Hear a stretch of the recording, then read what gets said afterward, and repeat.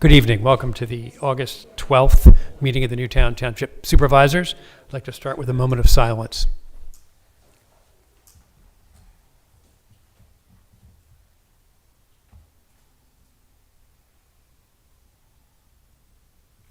Thank you. The Pledge of Allegiance.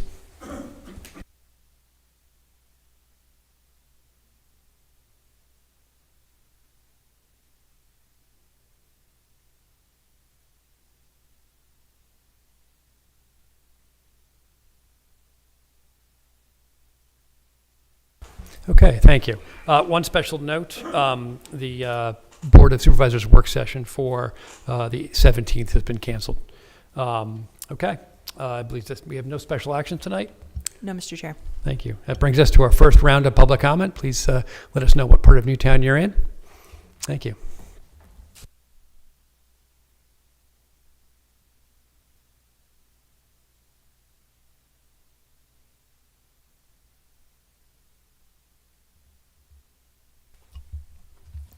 Hi, Nicole Ketterer. I'm right in Newtown Township in Newtown Grant. Good? Okay. I'm here on behalf of many of the residents who are concerned about pedestrian safety at the Mark Crosswalk on Eagle Road at Jonquil and Marigold.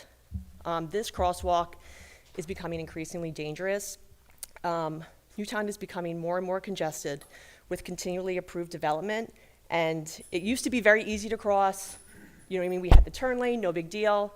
But now that all these neighborhoods are coming in, it's almost impossible.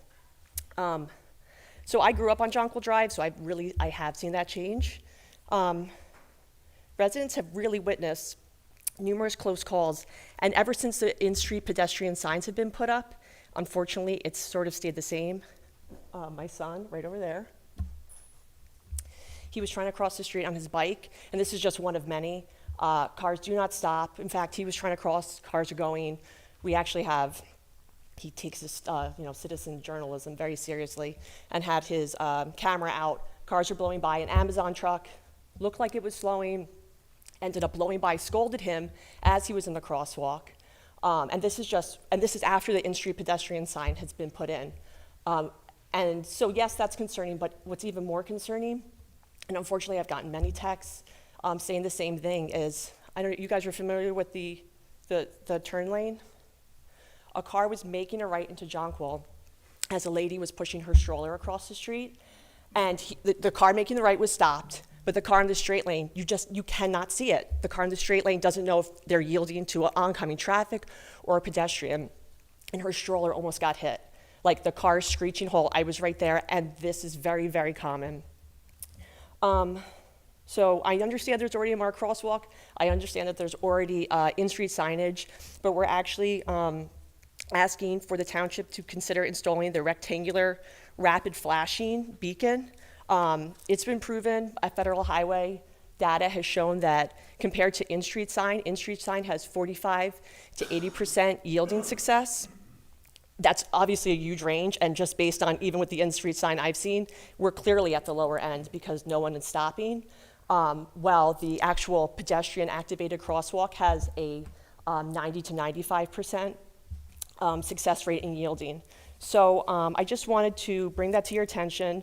The in-street sign that were put up after I had sent an email, they're more effective on lower speed roads, under 30 miles an hour, lower volume, which is no longer the case on Eagle Road and 2-lane roads.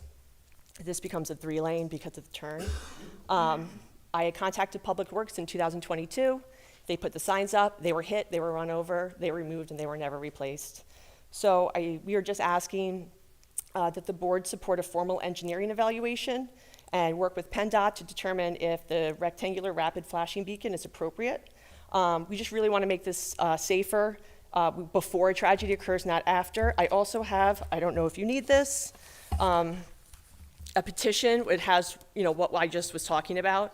It has pedestrians who use this, as well as over 200 signatures from people around the area and family members. I'm not sure if this is something that I can submit. Oh, okay. So I just thank you for your time, and I really hope that you consider that, because the traffic is getting insane, and it is becoming increasingly dangerous, and my kid can't even cross the street anymore without like me out there yelling at people. But thank you very much for your time. Thank you very much.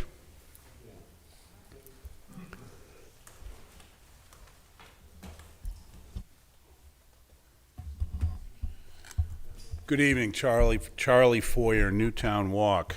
And thank you, Nicole.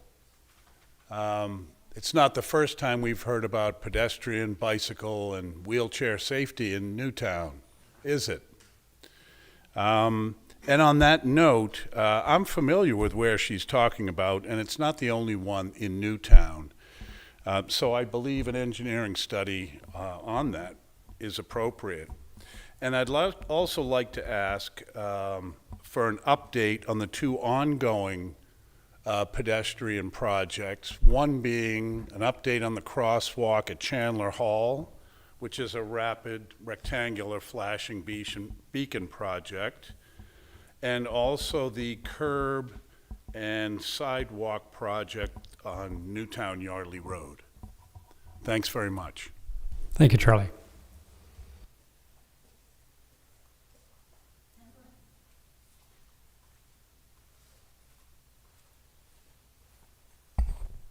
John Mack, Newtown Township resident.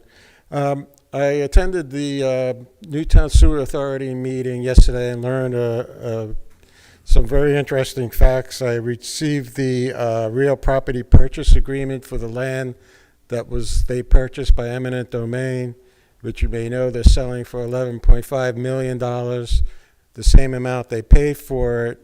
However, there's going to be additional expenses, and this process might take a year.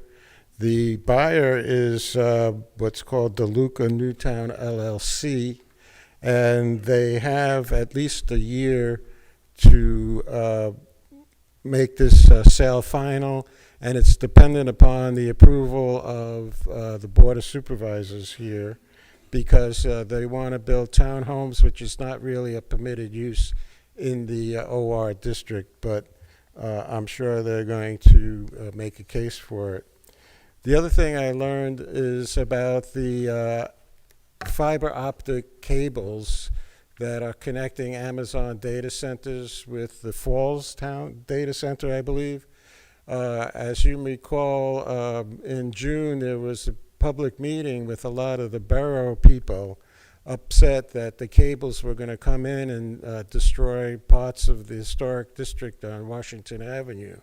And the company it was suggested that they change the route, and the sewer authority has heard from them, and I think maybe the township has heard from the people who are putting these cables in that now it is virtually bypassing the borough altogether and will be mostly dug up in Newtown Township, predominantly from Chandler Hall up South Sycamore Street to North Sycamore Street, all the way past the Green Parrot, and probably around the corner to Durham Road and Ice Cream Lane. And from there, they're thinking it's going to go to 413 and come up the road here. And so those were two interesting things. With regard to the sale of the sewer land, and once it becomes developed, we're hoping, I think, and many other residents are hoping that the sewer authority will lower its rate, but I'm not too sure that's really going to happen. Thank you. Thank you.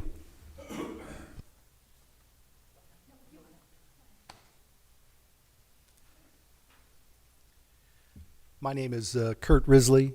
I'm a 37-year resident in Newtown Township in Durham-Lee.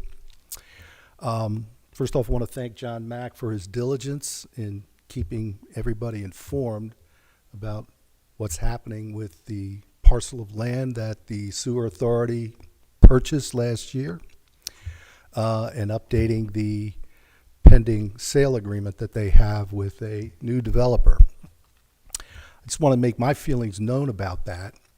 3 years ago, this body said no to a developer who wanted to put multifamily housing on that same parcel of land. They asked for a variance in the zoning, and the answer by this body was no, and that was the right answer. So when a new developer comes and asks for the same type of variance for multifamily housing in a zone where it's not permitted, I hope that you respect the answer that you gave 3 years ago and say no again. Nothing has changed in the situation except for the name of the body on the deed. So the answer was no then, the answer should be no now. If, however, you decide that you have to go forward and listen to the proposal, I hope that you do it in complete sunshine so that everybody in the township knows that this is being discussed. These are the facts of the case. This is what are the pros and these are the cons, and that when that is going to be discussed, that you publicize to everybody in the township, this is what we're going to be discussing, this is when we're going to be discussing it, so that people can come and make their views known about that, because that issue is very important to the township as a whole. It's going to have a big impact on traffic if multifamily housing goes into that parcel. I don't believe it's allowed. In fact, I believe that if you make a variance to the zoning, that would be considered spot zoning, which is illegal. So hopefully you respect the decision that you made 3 years ago, make the same decision now when this comes down the pike and gets placed in your laps. Thank you. Thank you.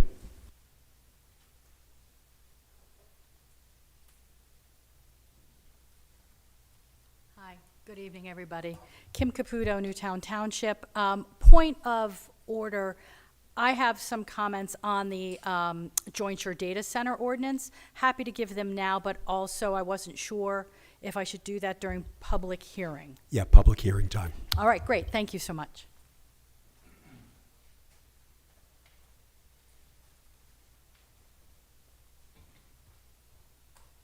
Hi, good evening. I'm Karen Ulmer, also from Newtown Township, and I'm also here to question and ask for transparency regarding the condemnation of the land that was then to be used for the sewer plant that was then abandoned. One of the things I would like transparency on would be on the condemnation, since there was a sitting supervisor that sat on both the board that condemned for the sewer authority, as also sat on the supervisor board that then stopped the sewer plant. And that raises, you know, some issues where we would want transparency, especially in light of the fact that the owner whose land was condemned is someone that has been publicly criticized by that supervisor. In addition to that, we want transparency that before it's sold, before it's rezoned, that you make sure that you follow the zoning laws. We ask for full public disclosure of the proposed sale and all the terms. In addition, compliance with zoning unless it's a legitimate zoning change.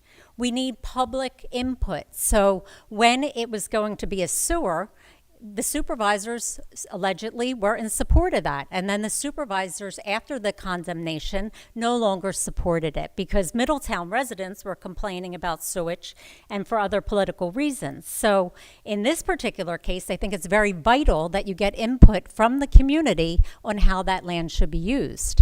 We've already had disastrous development of land down in the village of Newtown, which is a hazard. It's overdeveloped in the shops of Newtown, if anybody goes down there, which is why you probably had numerous restaurants that have gone out of business. I think Ordana's the latest restaurant that is no longer going to be there. And it's because it's a hazard. It's a hazard for the children that are e-biking down there. It's a hazard for people that are driving down there. And I don't want to see the same thing happen on this land. It's not zoned for residential development. It was opposed by the Board of Supervisors back when an application was put in to make it into apartments. It was one supervisor, who's no longer here on the board, specifically said that that land backed up to a country road and was not appropriate for residential usage. But now this board is considering possibly zoning it for the use of building townhomes. We don't need townhomes. When the study was done before, it said there weren't enough new residents in Newtown to justify having those new homes. Has a study been done to justify having these townhomes before it's converted to townhomes? I think that the public should have an opinion on how this land's developed. There's greater needs than additional townhomes in Newtown. Anybody that reads social media would see parents complaining that there's nowhere for their children to go. There's no place safe for their kids to go after school. There's a great need for that. It could be used as something else, like an entertainment facility, to make Newtown a better place to live, but certainly not for housing.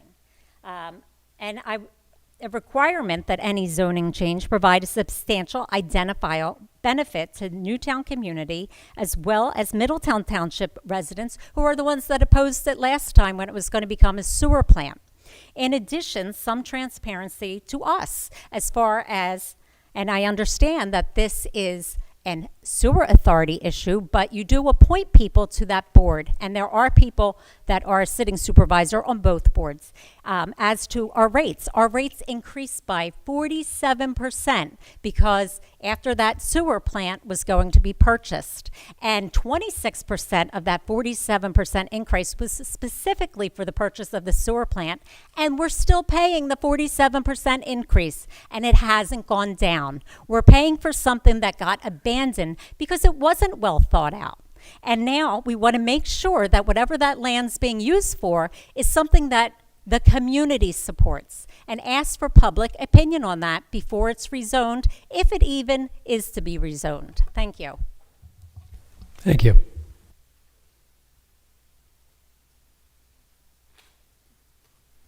Good evening, everybody. My name is Bradley Cooper, a Newtown Grant resident since 1999, and some of you have seen me speak up here multiple times throughout the years from 2020 to 2025. Some of you are newer that won the last election, so you don't know me as well because I haven't been coming here much this year for many different reasons. But in the last 5 years, from 2020 to 2025, we have seen a lot of different things get approved, and I'll just briefly do them. Toll Brothers across from Newtown Grant, DeLuca building on Twining Bridge Road, the Wawa being approved on Lower Silver Lake Road, and what has happened in the village of Newtown, and what could be happening in the future with this land being possibly used for a development, as some people have talked about and expressed their opinions on that subject matter. But every single time that those were approved, you didn't care what the residents said. And I'm not talking to the two new supervisors, but the people that were on the board beforehand, because you didn't have a say in that. But you didn't care.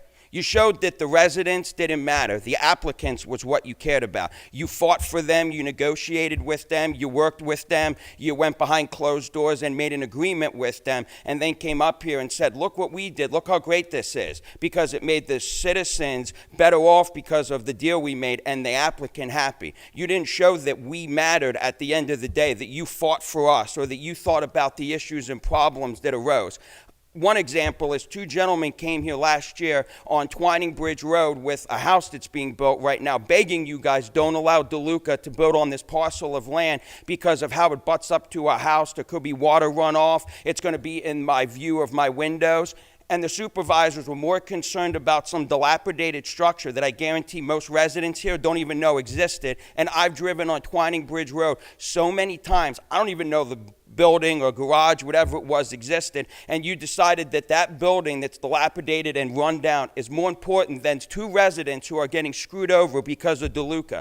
Everything that's been decided from every time I've been here with the residents, talking to you, explaining things, has never been on the side of the residents. We, in my opinion, were the last things that were cared about, worried about, or fought for. It was always, what does the applicant need to have them be supported? And it's not like we didn't know these things are coming down the pipes. Like right now, we know DeLuca wants to build on this parcel of land. We could start working on it now and change the zoning laws, put things in place, write a referendum or whatever the terminology is. There's stuff that we can do right now to stop it, instead of waiting till next year and be like, oh, it's too late now, it's already behind the 8 ball, there's nothing we can do, now we got to negotiate with them. So I would like it that, in my opinion, that we could start seeing our supervisors show care to the residents so we don't get inconvenienced or screwed over when we have to live with something that some of you don't have to live with because you don't live there. I live in Newtown Grant, and I have to live with more animals and more squirrels and mice and rats coming into my house than I did before because there's nowhere for them to go. So when you make these decisions, show that you actually care about us and not everybody else that comes up in front of you, because I haven't seen it in the past 5 years, and I've been coming here very frequently, and you could ask John Mack for that, seeing me all the time here. Thank you. Any other public comment?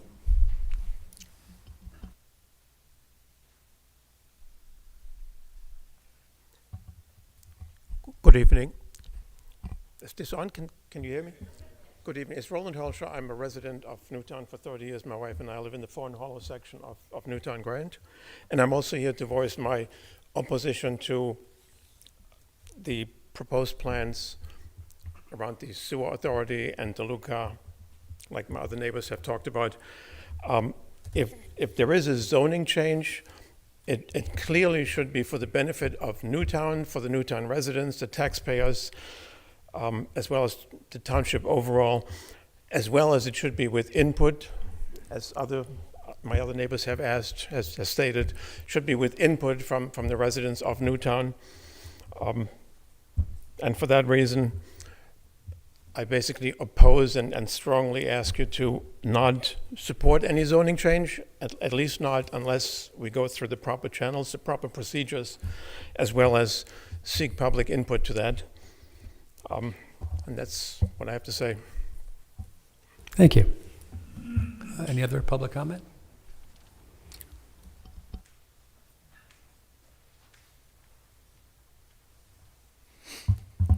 Hi, good evening. My name is Dmitry Ostein, and I'm a resident of the Woods of Saxony subdivision. So I, first of all, would like to express the appreciation and gratitude from the board for addressing one of the concerns that we brought to the Board of Supervisors a few months ago about the speed signs in our neighborhood. I understand that this is a subject that we will be voting on, and this is something that the board has asked this members of this board to put in the budget, and I really appreciate that you included this and followed through on this. Second issue that, if you recall, I brought again on behalf of our subdivision was the sinkhole issue. So this is something that unfortunately has not been addressed. And what I would, couple of things I would like to ask. So number one is the communication. So we have an assigned person who is frequently communicates with the board. I don't know all of you or representatives of you. So on the particular issue of the sinkholes, our treasurer has been emailing Mr. Joseph Shawani multiple times. I think the last response that we got was after our May 18th request for an update. The response was that they will try to get to it within 3 to 4 weeks. And in multiple follow-up emails that the board sent, we did not receive any responses. So I would really like to ask that you try to work on improving the communication, and even if it's just acknowledging that you received the email and sort of are working on getting the response, that goes a long way, I think, to sort of establishing the trust and building the relationship with the community that you're all representing. And second is on the issue of the sinkholes, we still have no resolution and no updates on this. So I would really appreciate if you could follow up with the proper channels and inquire with Mr. Schiavone or whoever else is involved in this, that we at least get an update on what is happening and when we are expecting to see something addressed in this manner. Okay, that's all I have to say. Thank you very much for your attention. Thank you.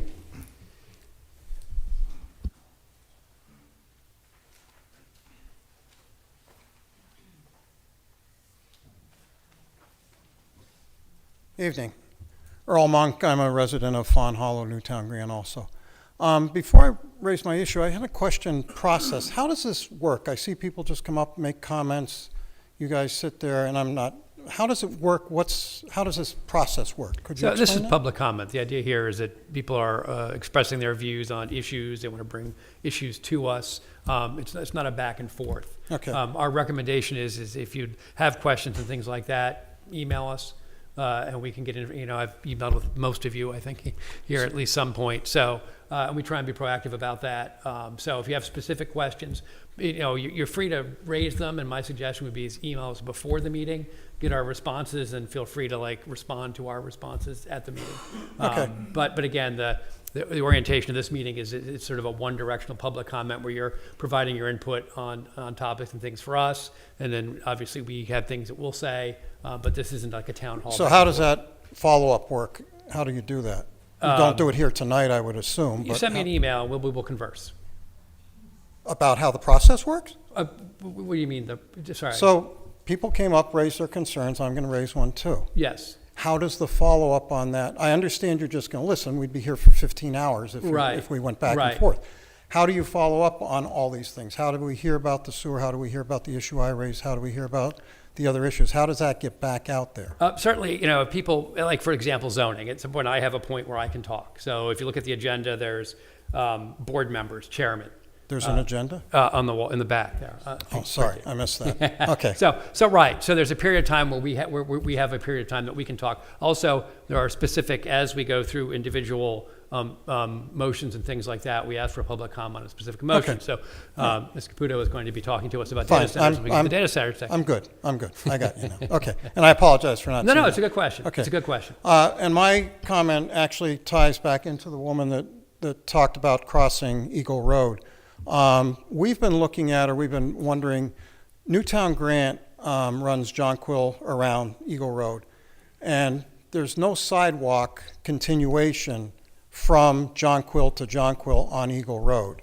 A lot of people who walk their dogs, bikes, those kinds of things, have talked to me and others. I'm actually on the board for Fawn Hollow. I'm not representing the board. I'm coming here as a resident.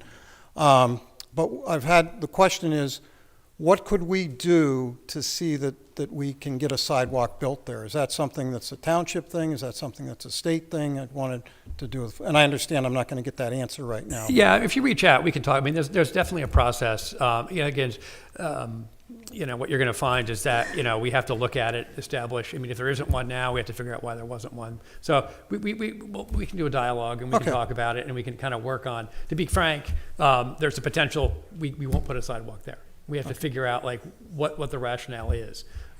We can't just say yes to everything. Yeah, and is that a township issue, a state issue, It depends or on the could be road. both? A lot of it depends if if it's a PennDOT road, if it's not a PennDOT road, right of way, who owns what. So Okay. there's a lot of issues around that we have to figure out first, and cost. Okay, all right, thank you for your time.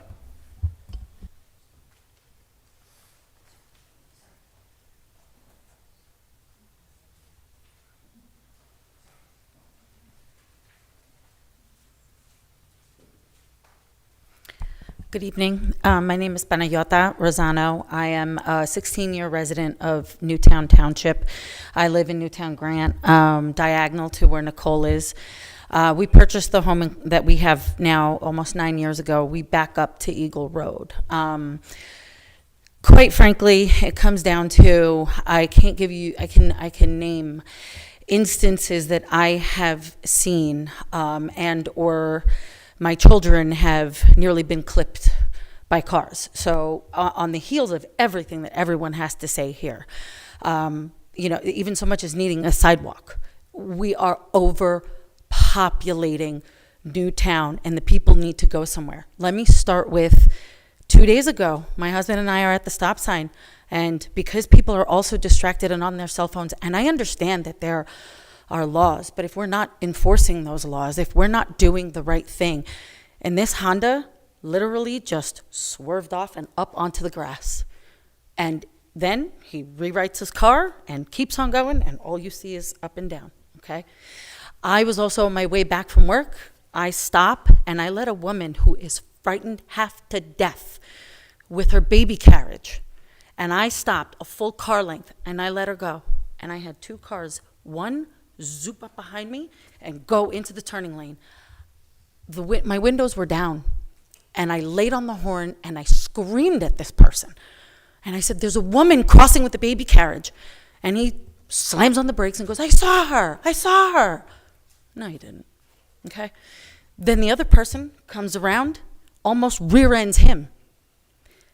He's creeping up. This poor woman's scared half to death with the baby in baby carriage, okay? And then the person behind him tries to get in front of me and the other. Where on earth are you going that you need to go that fast? If it's that important, then you should have left earlier. I know, everybody knows these rules. Nobody ever follows them, okay? I get it. But what do we need? Do we need somebody else to die? Do we need a dead body? I can also tell you, I was living in that development not 1 year, and I got T-boned, okay, with my babies in the car, because it is a 35-mile-an-hour road, and no one, excuse me, maybe me, maybe Nicole, maybe her mom, no one goes 35 miles an hour. No one, okay? And I know this because I know the kind of car that I had, all right? And it got destroyed. That's how hard I got hit. And I had my babies in the car. And thankfully, everybody is okay. And do you know what happened then? Nothing. Okay? So now here we are with more people, more traffic, more speeding, more distractions, more anxiety, more sheer madness. I don't know what else we need. And to your point earlier, because I'm new to this too, that we can converse. Nicole tried. The answer she got was, come to a meeting. Okay, great, here we are. Now what? Again, do we need another dead body? This is what happened at the Green Parrot. And now all of a sudden we pulled out all the stops. No turn on red, no turning this way, flashing lights. Why does it have to come down to somebody dying before we do something? It's just unnecessary. It really is. And then I'm also going to speak on this sewer thing. I don't know much about it, but I'm going to tell you this much. I'm a resident of Newtown for the last 16 years. My husband's job brought us down here 17 years ago.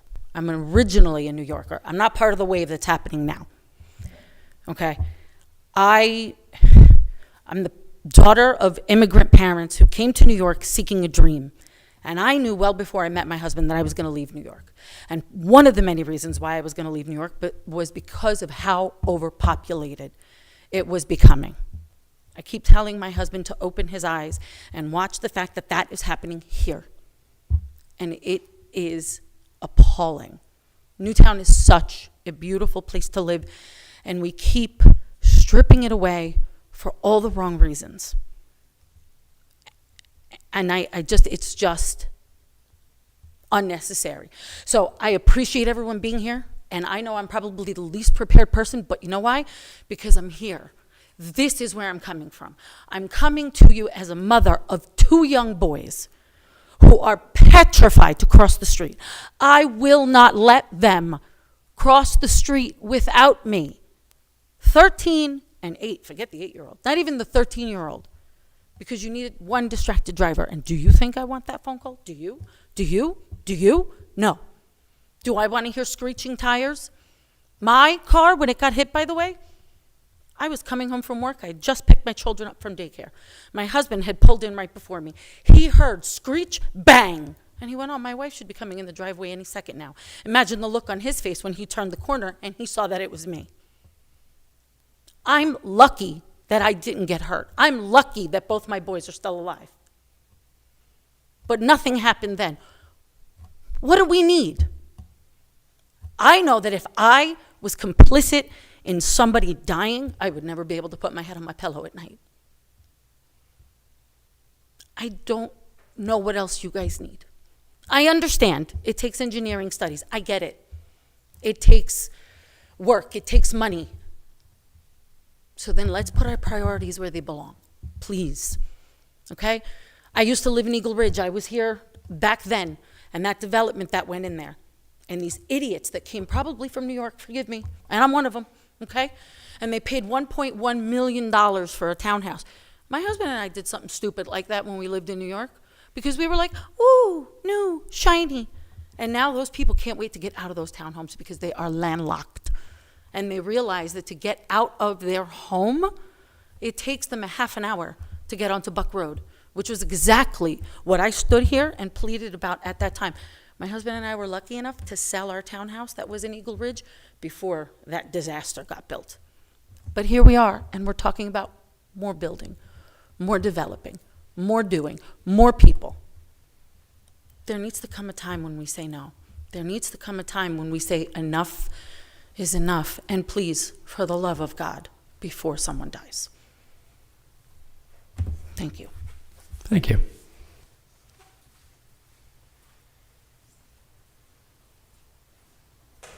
Okay, any additional public comment? Okay, seeing none. That brings us to our minor approval. Do we have a motion to consider approval of the July 22nd, 2026 minutes? So moved. We have a second? Second. Thank you. Any comment from the board? I'll be abstaining as I was not present. Thank you. Any comment from the public?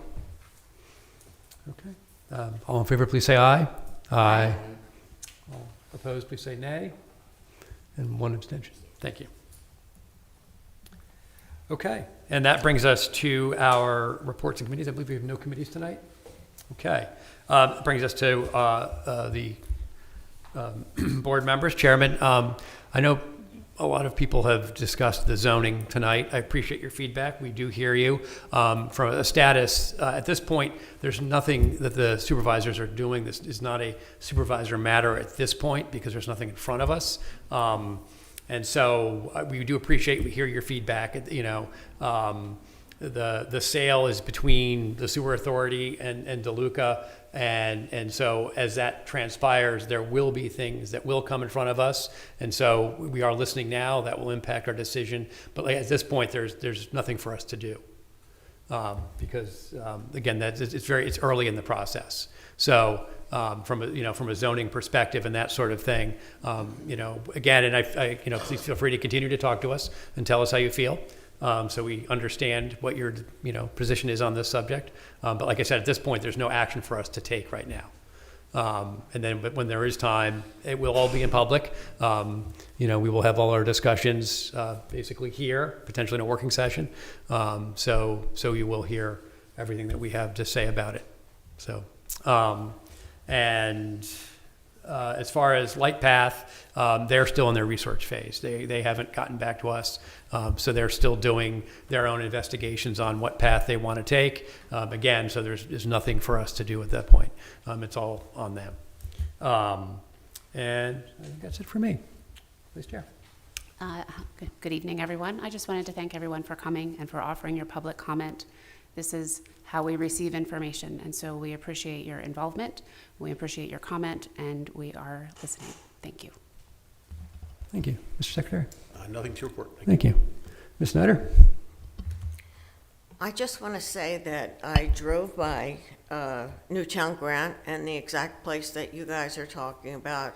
I listened to everything you had to say, and I sat there and watched, and I agree that something needs to be done. We need to have a traffic study and perhaps a rapid flashing beacon, because something more than what's there now has to go there. It's a very dangerous situation, and I do agree with you for that. So we'll see what we can do to get a traffic study going.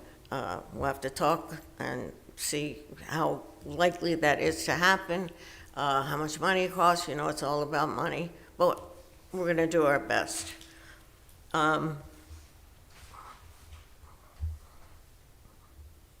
That's pretty much, I will just say that I resigned my liaisonship to the EAC.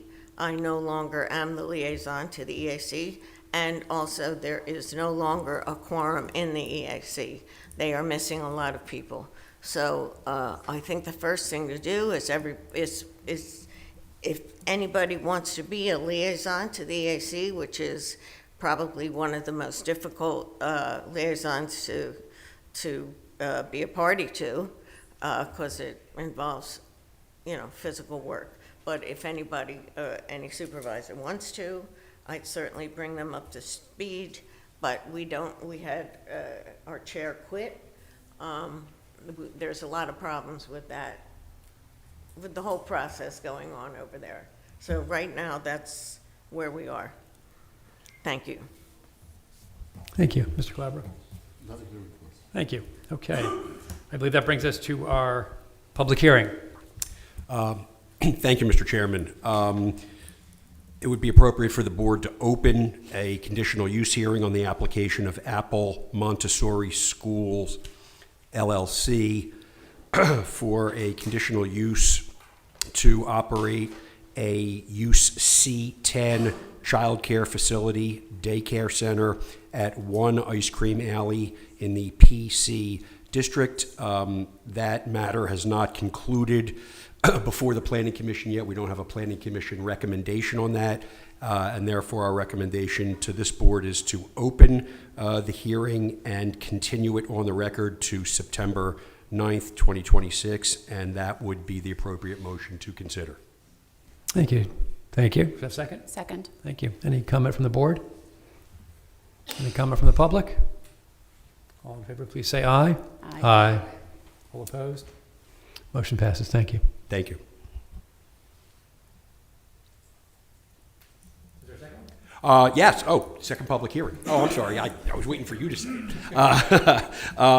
it. This evening, we are also opening a public hearing, but not on the record, since this is a legislative function, not a quasi-judicial function. But we are opening a public hearing to hear and consider enacting an ordinance amending the joint municipal zoning ordinance to provide for data centers in the Jointure limited to Wrightstown Township. The ordinance has been reviewed by all three Jointure participant planning commissions. It was drafted in large part by the Bucks County Planning Commission. It's been reviewed, it's been amended, and it is before the board this evening. It has been advertised for a public hearing this evening. So it would be appropriate for the board to have any discussion it wishes to have on the ordinance. It would then be appropriate for public comment on the ordinance, and then it would be appropriate to consider enacting the ordinance by motion. Should we do the motion first? We can take the motion first. The motion would, if the board's of a mind, it would be to enact the joint municipal zoning ordinance amendment to provide for data centers in the jointure. Do we have such a motion? So moved. Thank you. Second? Thank you. Any comment from the board? Just one, Mr. Solicitor, can you just explain and go into some detail for myself and maybe for anyone else in the audience what the term enacting the ordinance means? It's another word for adopting the ordinance or voting to make the ordinance official. So tonight we're approving the That ordinance? is correct. Okay. That is correct. You are taking final action on this ordinance tonight. Okay. Thank you. Certainly. And if I could just say, we are working on making it much, much stronger, but this is for protection purposes only to get it started.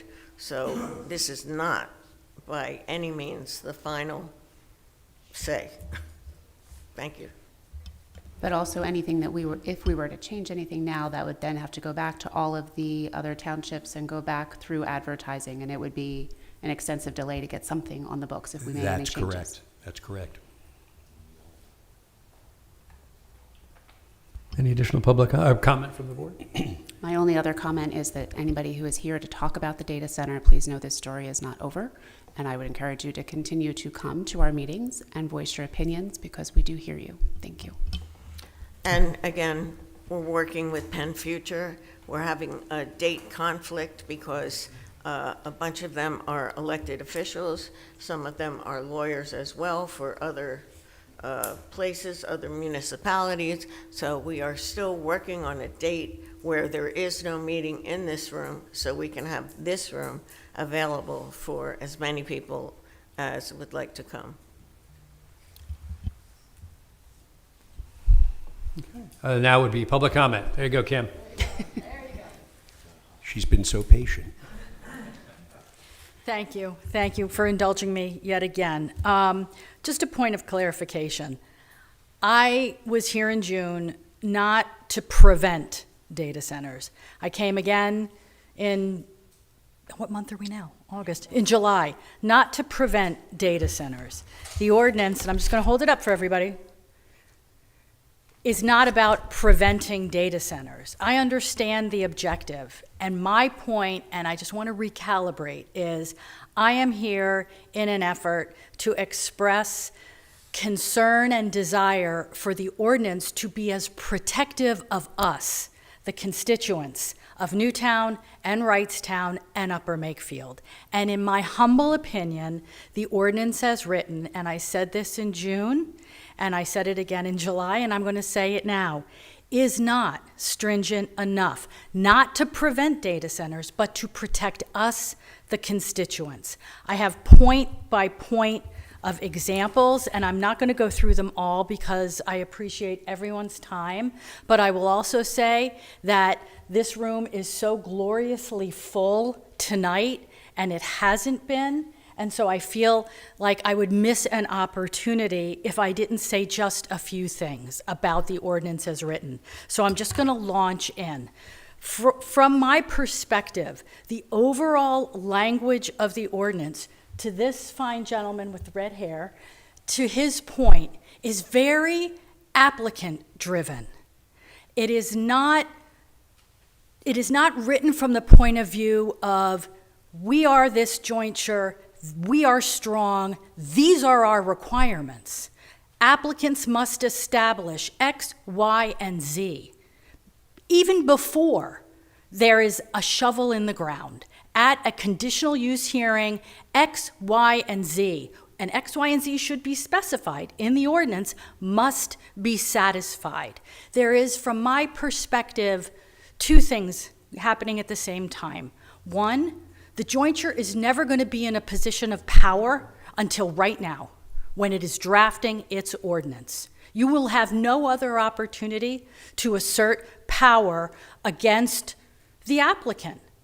This is your time, so make sure the ordinance speaks to that moment. Secondly, they're going to be far more resourced than Newtown Township, Upper Makefield, or Wrightstown combined. So that tracks back to take your power now and make sure that your ordinance is as strong as possible. And I'm going to get to my examples. So for example, the setback in the ordinance as written is 1,000 feet. That is less than half of a mile. So the data center, the applicant complies when it is a setback of 1,000 feet. Most of the research, all of the research, actually that measurement, 1,000 feet, is even less than the minimal requirement nationwide in terms of communities that are struggling with these data centers. 2,640 feet is half a mile. That is considered minimal distance for a setback. This is your opportunity to be stringent. Again, we all know this is not about a development, which I agree with what everyone has said about rampant development, residential development in Newtown, but this isn't that.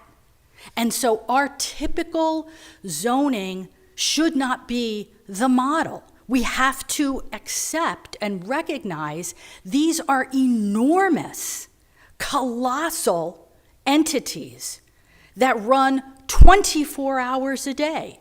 So for example, in the ordinance as written, there are requirements about lighting and dimming, but the ordinance does not make a provision for dimming at 50% when the facility runs 24 hours, which they're going to do because that is what they do.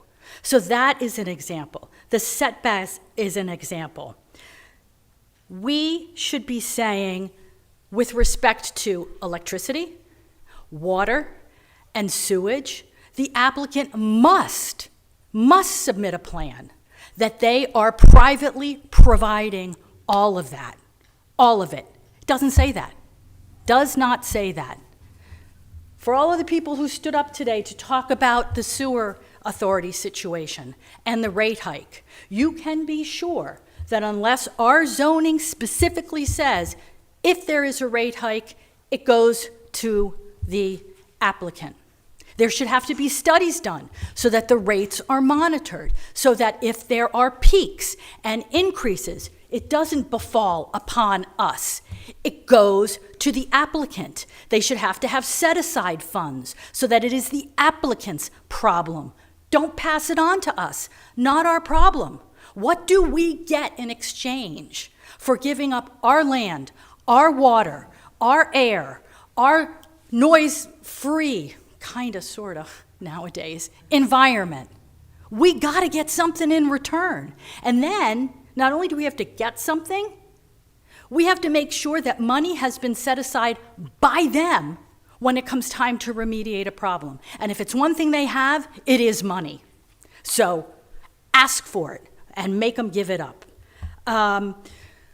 Provision in the ordinance that I would urge, and you're probably, I hate to sound like a fatalist, you're going to approve it as written tonight. I feel that. And I hope it is reopened and revisited. And when it is, there should be a specification that every single water source has to be non-potable water. Don't let them take our fresh water. That's ours. We need it. We need it to drink and to live. Non-potable water. It is difficult, but it can be done, and they have the money to do it. I'm getting close to the end. Electricity is what they gobble up. So make sure they're not plugging into our grid, and if there are increases, make sure none of us have to pay for it. Make sure that the water, which they need tons of, please make sure that our groundwater is protected. For those of us who are on wells, please make sure our wells don't run dry. Please make sure that the water that they discharge, which is waste, if it's going into the public sewer system, please make sure that studies are done before shovels hit the ground in terms of what that load is going to look like, because I can guarantee you that if the sewer authority now is struggling with a data center and what it produces, forget it. They're never going to have capacity. And so that retrofitting has to be at the applicant's expense to deal with it. Do not pass it on to us. There's nothing, so what for the group, there's the ordinance, and when it talks about water and wells, there's a direct citation to what Wrightstown has written with respect to its water and its wells. And good on Wrightstown, because it's pretty extensive, I have to say. I think Wrightstown did a great job, but here's the problem. From what I can tell, and I may be wrong, and I am absolutely fine on being corrected, the water well Wrightstown ordinance was written in 2007. Data centers were not a glimmer, I don't think, in anybody's eye at that point. So I have to assume that the intent behind this was probably the thing that people could forecast at that point, which is pretty extensive residential development. How do I know this? I know this because in the Wrightstown ordinance, they make a presumption in terms of water usage, and it's I don't want to say it's comical, because this is not a laughing matter. The Wrightstown ordinance speaks to an assumption of water usage of one home having 3.5 residents, each resident using 150 gallons a day. Data centers, on average, can use up to 1 million gallons of water a day. And so I say, as a first step, if Newtown is comfortable relying on 5 bullet points around water that essentially incorporate Wrightstown and its water and well requirements, you're going to vote on it tonight, and I there's not much I can do about it, but I would certainly hope in the next iteration we step it up and write something that is specific to data centers, because water usage at 1 million gallons a day is we should all be concerned about that. So I thank you for listening. I will continue to bring these types of comments forward, and I eagerly await, as others have articulated, transparency and advertising about when the next conversation is going to happen about the next iteration of this ordinance. Thank you very much. I appreciate your time. Thank you. And just to be clear, as Kim pointed out, this is, the analogy I would use is we were basically driving down the street in a Model T with, a plate glass window and no seatbelt. And what we're trying to do is sort of get ourselves into a Civic so then we can build the Volvo. Okay? We're trying to move forward. We had nothing. And now we are putting something down to give us a base layer of protection. And the way that you protect yourself, air quotes, from a zoning perspective is you have ordinances that are topical to the types of buildings. In this case, we're thinking about data centers. And the argument is perfect is the enemy of good enough. And we needed to get something in place now, so we had something. And then I would recommend that, Kim, you keep coming back and make a big list. And just so you also understand, the reason Wrightstown's water piece was in there is that the way the Jointure works is we're one of 3 communities that really look like one entity from a zoning perspective. And that means that if a zoning center was going to come in, it would go to Wrightstown. It could not go in Upper Makefield. It could not go in Newtown. I believe Wrightstown actually has a sewer system. So they can't overload our sewer system because they don't have access to it. So Wrightstown got to have that language because that's where the data center would go in the quarry district. Basically, they'd have to go up next to the place where they blow up rocks. But we hear you and we understand and we share your concerns.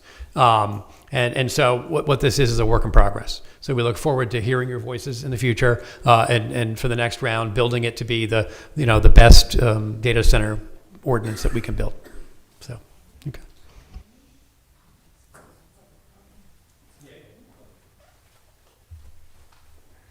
I just want to say, John Mack again, this ordinance was written by a lawyer who knows absolutely nothing about data centers.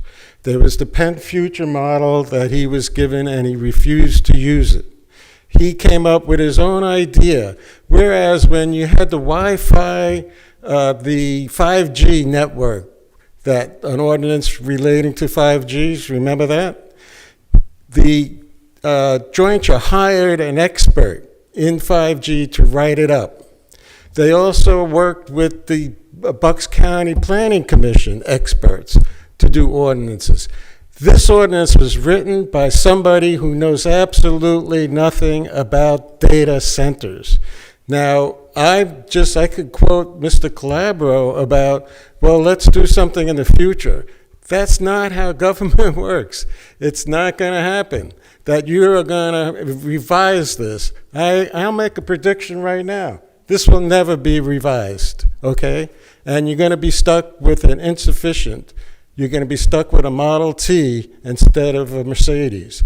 You went about this the whole wrong way. I'm not blaming you guys. I'm blaming the Jointure for having this know-nothing lawyer write this.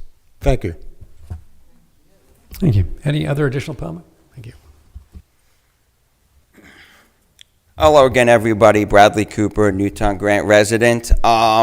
I've come to these proceedings before, specifically Wawa, where they were talking about our zoning laws. And some of our zoning laws, which again, I'm not a zoning expert. I don't know the ins and outs of our zoning laws. I don't have any need to know them for any particular reason. But when I went to those proceedings, they ripped apart our zoning laws, the Wawa people, because they said the zoning laws are from the 80s. These don't even comply to today's teachings, what we teach in schools nowadays. So our zoning laws, not just in this particular subject on data centers in general, are just so outdated, and I don't ever see anyone ever talking about let's update our zoning laws in general for everything. I just see it being stuck in the past, and we only update them or change them or tweak them for a specific reason, and then we leave everything behind. Instead of having maybe a group of people that work on zoning to get everything up to 2026 standards, so it's easier for us in the future to probably make a zoning ordinance change or a zoning law change that will be adequate to what we're trying to stop or allow or do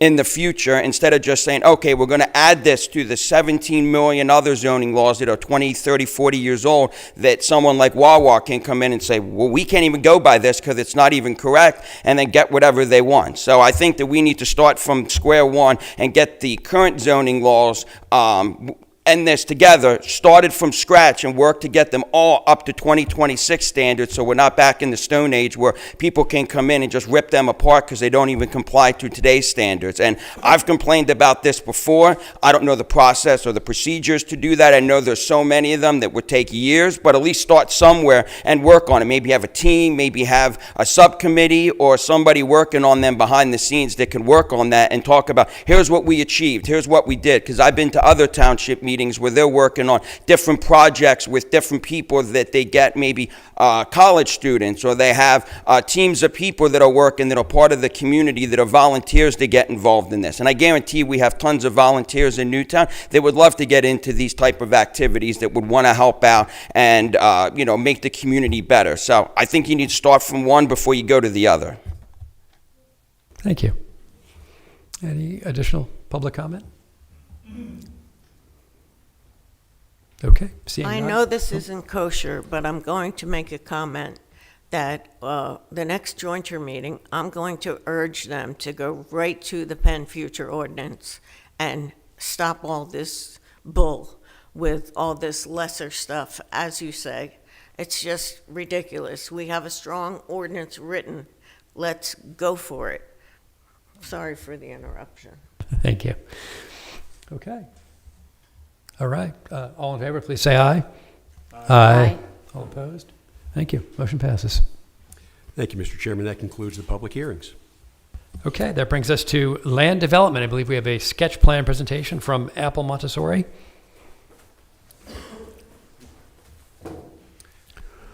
Good evening, Mr. Chair, members of the board. My name is Rob Gunlock. I'm the attorney for the applicant, Apple Montessori Schools.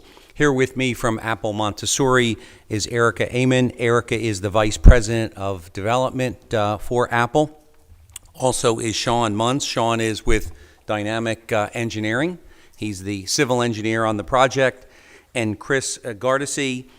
Chris is the representative from Shop One, who is the owner of the property that is commonly known as the Good Nose Corner Shopping Center. We're here tonight for Erica is going to give you a presentation. We have some PowerPoint slides we're going to walk through as to Apple's proposal to use the now vacant Rite Aid building for an Apple Montessori school.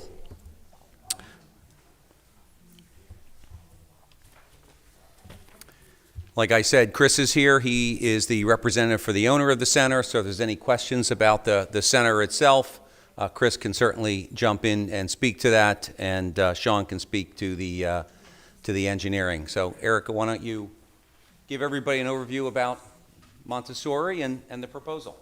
Sure.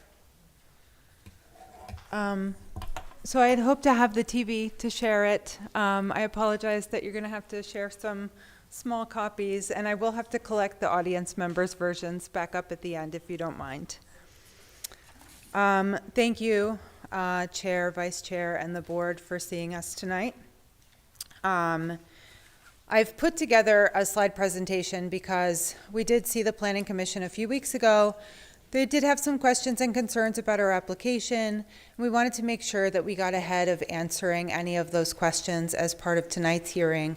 And as part of doing that, we've come up with some potential solutions to the flow of the shopping center itself, our proposal, reduced our headcount a little bit. So I'd ask that you kind of follow along. I did have this digitally, and I'd also hope to share a video with you of our Warrington location.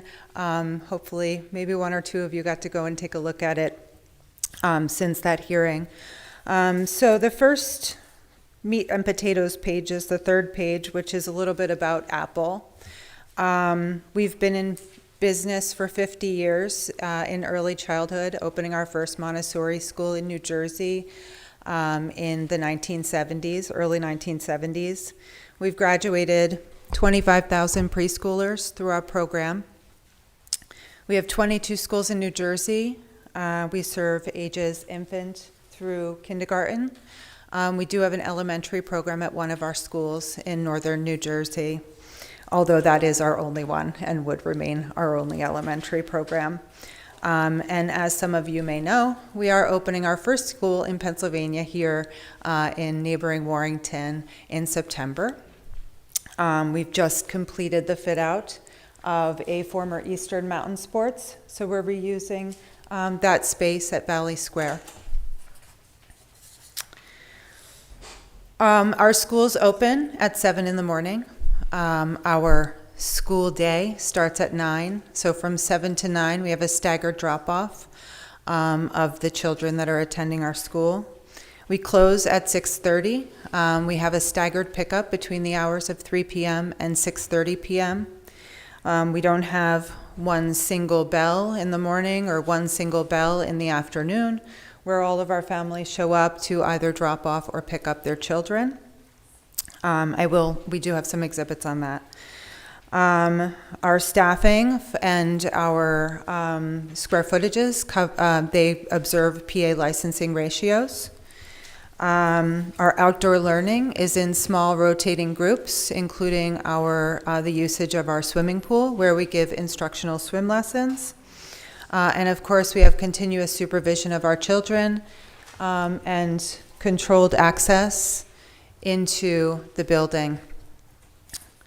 I have included some photographs of some of our outdoor play areas to show you how beautiful and bucolic a fit we are in several of the communities that we're in. All of our play area furnishings are cedar wood and acacia wood, no plastic play structures.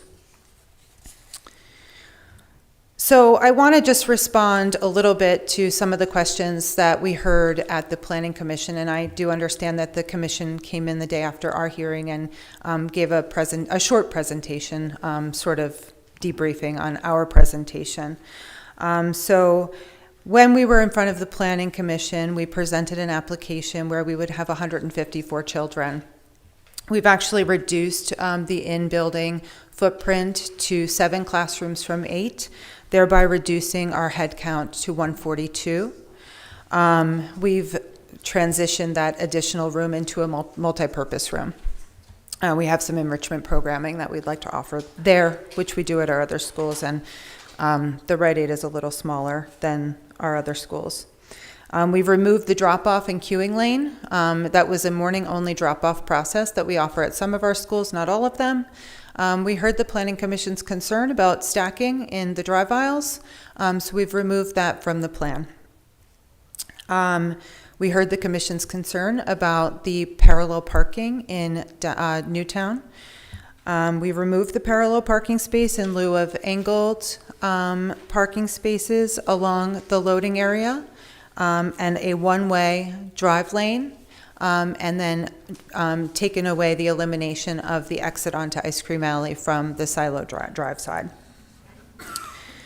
We have revised the outdoor areas slightly. We've decreased the size of the pool just a bit in order to increase the size of the play area.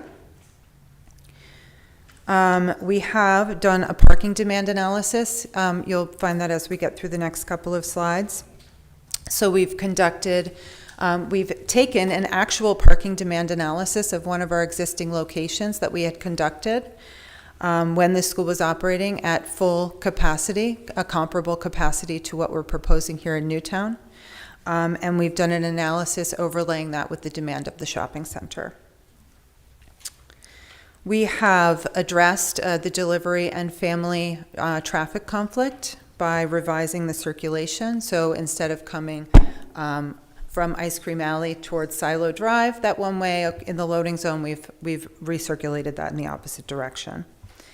There was a comment about noise concern, and to address that, we have done a planning level sort of concept comparative analysis of the decibel level of children outside comparative to outdoor restaurant seating.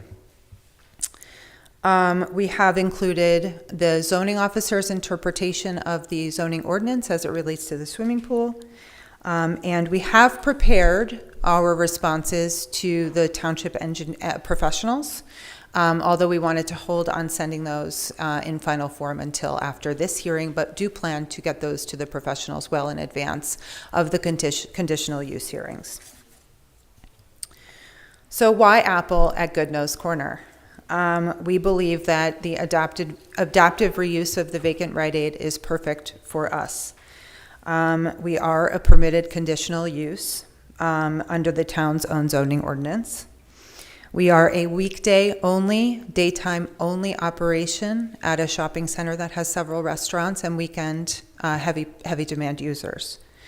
No weekends, no evenings, no nightlife. Our traffic pattern complements the existing shopping center tenants. We would be removing an existing drive-through from the site permanently. We have a controlled schedule use of our outdoor classroom, and every child on site is professionally supervised at all times, of course, which results in a substantially lower conflict than many other potential uses. So my Exhibit 1 is an Apple parking occupancy profile, which is substantiated by some an appendix table in the back. The blue line on this graph represents the actual parking at our actual school in Mahwah, New Jersey, in 5 to 10 minute increments by a traffic specialist who sat in the parking lot and counted the number of cars sitting in the parking lot all day long. They were operating at a capacity of 158 children on the day that this enumeration was taken. So the green line is us scaling that parking count to a 142 child capacity. So slightly less demand, but this again gives you the 5 minute incremental parking usage for that location. Our second exhibit shows in the black what Apple's parking demand is over 10-minute increments. And then laid over that is each of the existing tenants, their demand, their usage. And then the black dashed line is a sort of a baseline or a benchmark if we were a dry retail user. Like, for example, we used maybe Dollar Tree, maybe there's a beauty supply store, something like that, a comparable pharmacy, which would, of course, have a higher demand than we would. And what we're showing here is that at 3:30 p.m., when we have the peak overlap between us and other users in the shopping center, Apple's demand is about 29 cars. By 5 p.m., where the restaurants are building in their usage, we have a demand of 13 cars. And by 6:30 p.m., when your restaurants are approaching peak dinner time, we have 0 cars. The next exhibit, Exhibit 3, is a complex-wide parking demand visual for a Saturday at Goodnose Corner. There's really not much that's remarkable here except for Apple adds zero incremental parking to the existing use of this shopping center. The next exhibit is one of the board members at the Planning Commission said, well, if it's not Apple, who could it be? There's a lot of users that are conditionally approved in this district. We wanted to show what the Saturday incremental parking demand could be for those users, of course, understanding that most of them would have to come before this board and the commission for conditional use approval.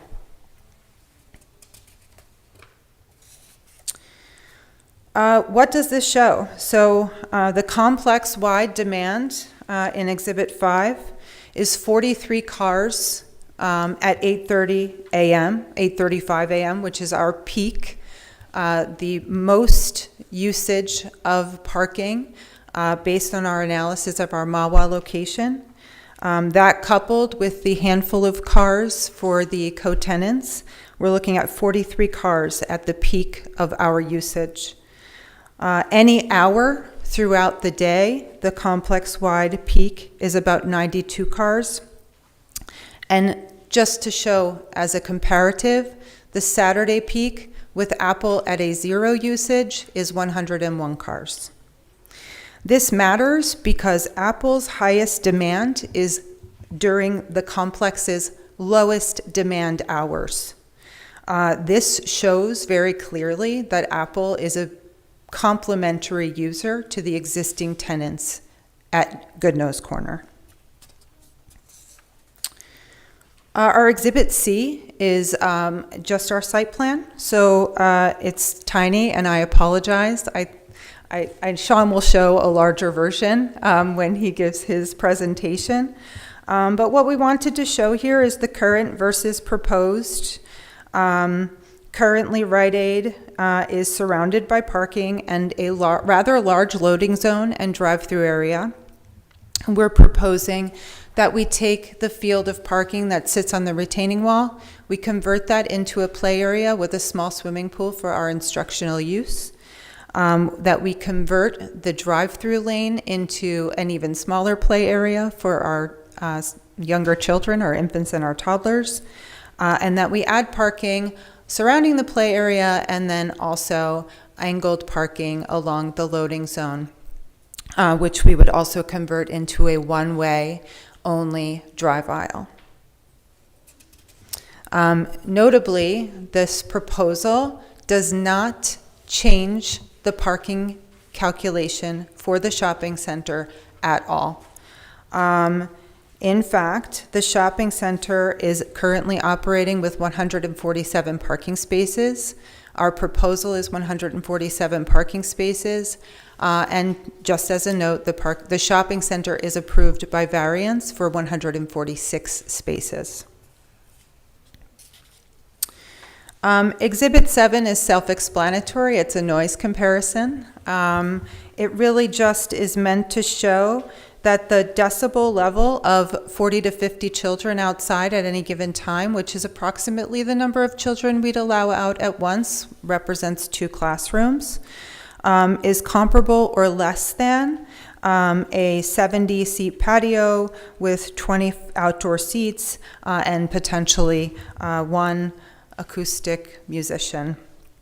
I think the takeaway here is that outdoor noise is an activity already exists at the shopping center, and because of our complementary hours to the existing users or the high demand hours of the existing users, we will not be adding an exponential or substantial noise beyond what's existing at the center.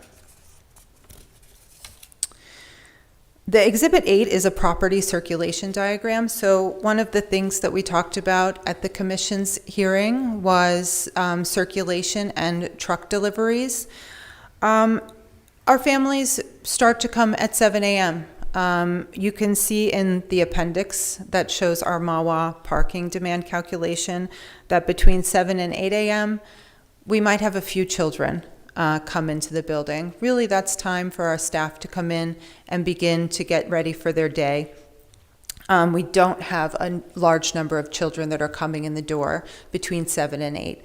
The majority of our drop-off is between the hours of 8 and 9. And you'll again see that in the appendix slide with the MAWA traffic demand, or parking demand rather. The point of this slide, obviously people are going to do what they want to do. People are going to pull in where they want to or where it's convenient.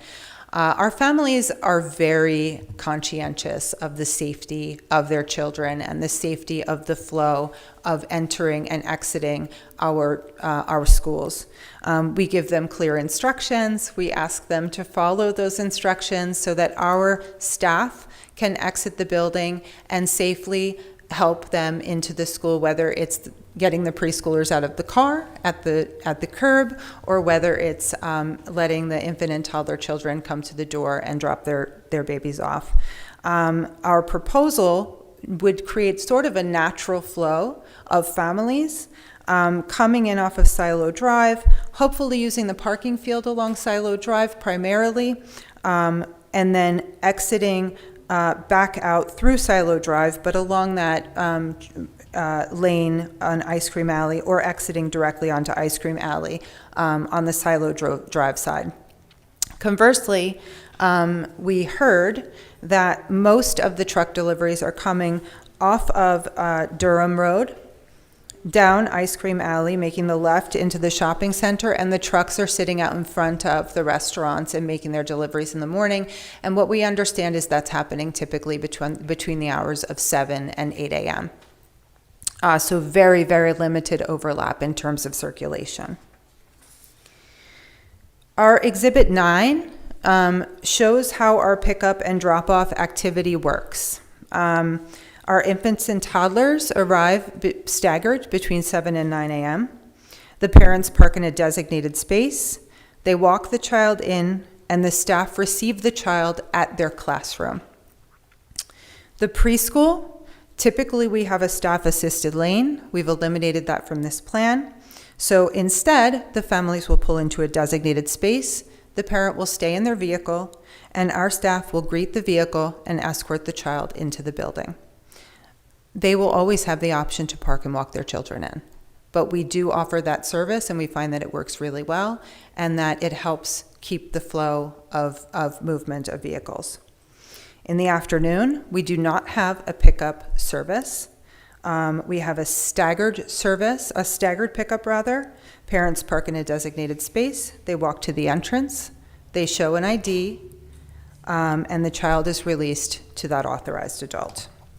We do not have a school bell.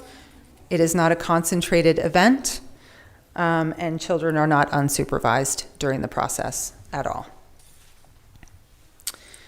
I think one of the important things with Exhibit 10, and this is again sort of a reiteration of the pickup and drop-off protocol, but I think the critical piece that we wanted to sort of note here is that children are not unsupervised in the parking lot. We discourage families from parking in a field that causes them to have to walk across a lane in order to bring the children in.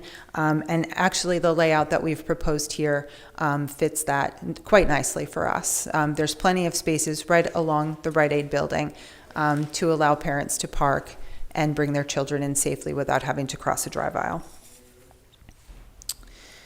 I want to talk a little bit about our pool. We have 22 schools, and of those 22 schools, 15 of them have swimming pools. We've actually just built a pool at our Warrington location that we plan to open on September 9th. Our pools are only for the children enrolled in our program. They are only opened for 8 weeks from 4th of July through the end of August. They are not for the public. They are not for outside swimmers. We do not allow people to rent them for lessons or any other opportunities. They're used for instructional lessons only by our preschool-aged children. We think that water safety for young children is a very, very important component and critical component of their curriculum. There's no open or recreational swimming. The children are brought in one classroom at a time for 30-minute structured swim lessons. We hire our own lifeguards. We have Apple, again, supervises every session.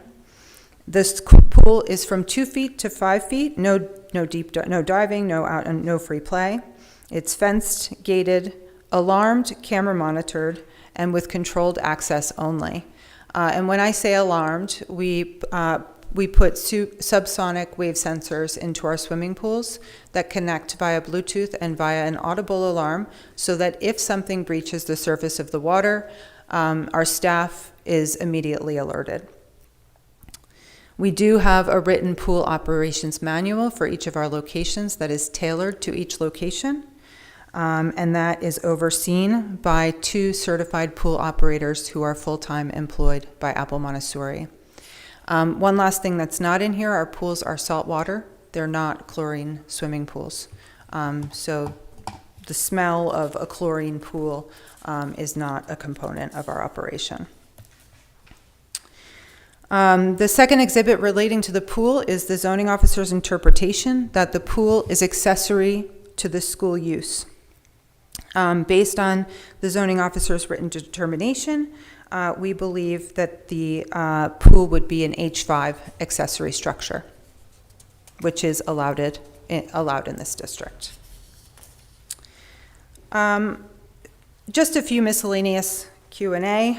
We did reduce the head count to 142. I would like to just repeat that. We did that because in further consideration of the architectural layout, it is a tight squeeze for 8 classrooms in this building. It did not allow us with 8 classrooms to have a multi-purpose space or a STEAM enrichment space. So we have eliminated one of the infant classrooms in lieu of having that multi-purpose space. Does the lower staff count with the reduction of that classroom change the parking analysis? We did not change the parking analysis for the purposes of this. There was a question about maintenance staff, repair staff, or delivery personnel. So in order to just stay even, we kept the staff count at 20. Again, relating to the township review letters, we do plan to send those review letter responses out by the end of the week, well in advance of the conditional use hearing by both the Planning Commission and this Board of Supervisors. But we wanted to wait until after we'd had a chance to present to you directly before we went ahead and sent those. The rest is really just appendix slides to support some of the data that you're seeing in the tables. So I leave those to you to review, and I welcome any questions relating to the application if you have them. Thank you.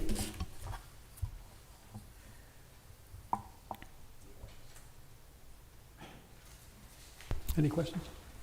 Just one as to the parking count. I noticed in Appendix A that the date of the count that you were using is from December of 2021. Do you have anything more recent?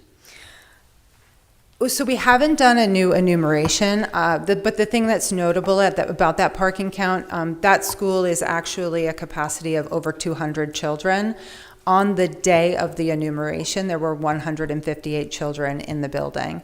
So we do rely on that and have relied on that as supplemental data for other traffic studies.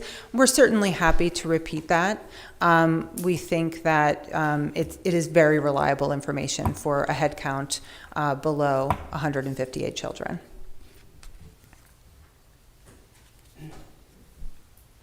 I have a question for the solicitor. This presentation is just something that is given to us preliminarily, correct? That's It correct. still has to go to the Planning Commission, of which the Planning Commission has to give us their opinion. And then I'm assuming they will be coming back to us, hopefully with an easel and things that we can see what's going on, because this was, nice to have these, but it was totally unprepared.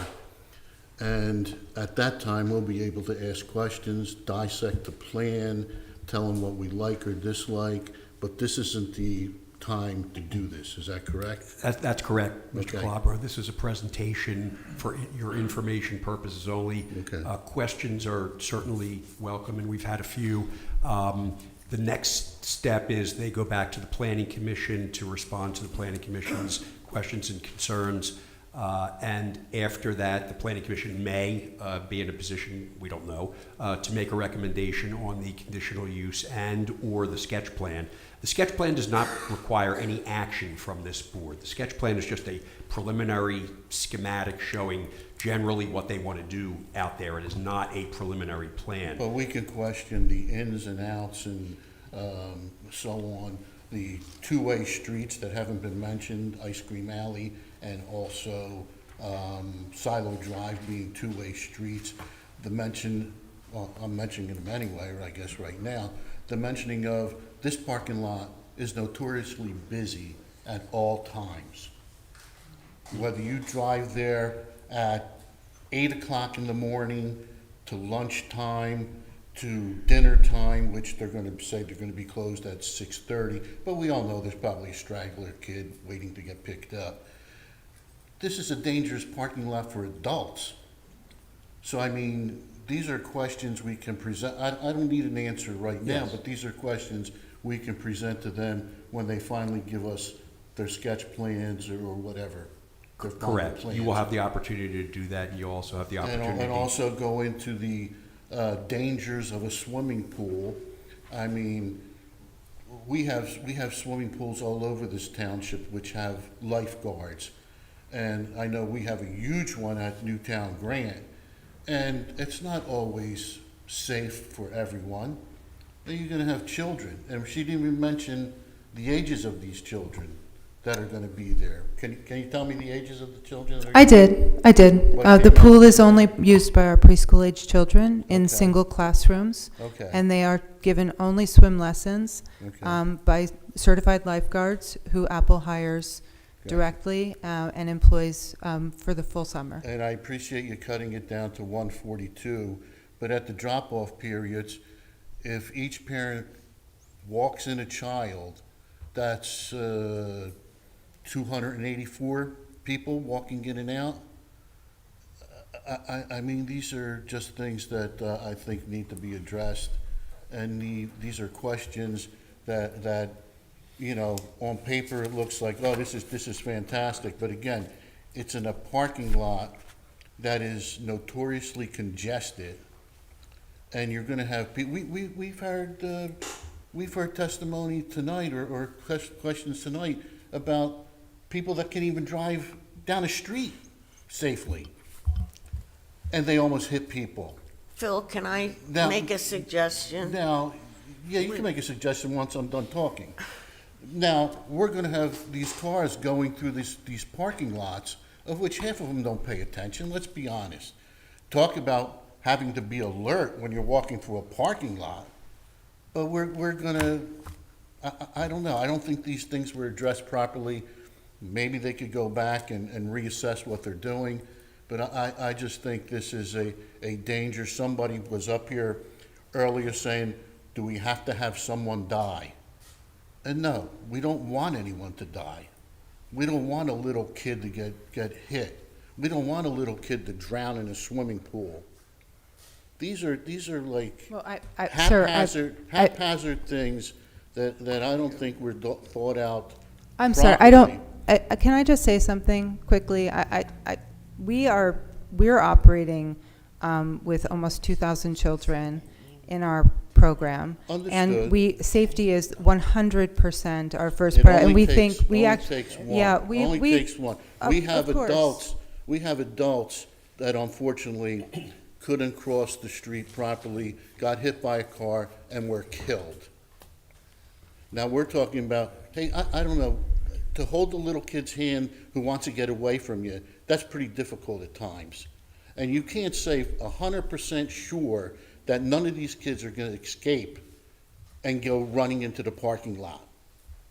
We have parking lots at every single one of our schools. I don't care about the others. I care about this one. Yeah.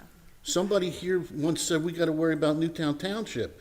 I don't care about McCutcheon or Warrington or wherever else you're at. It's Newtown Township, and I'm sorry. I just think that this particular parking lot, unless you come back and give revisions, is just a dangerous place for 142 kids, plus parents, plus workers to be running rampant at any particular time. Mr. Calabro, you will have the opportunity to make those comments and express them as this matter moves forward. Okay. Any additional questions? Yes, real quick, is there a cover for the pool? Yes. Thank you.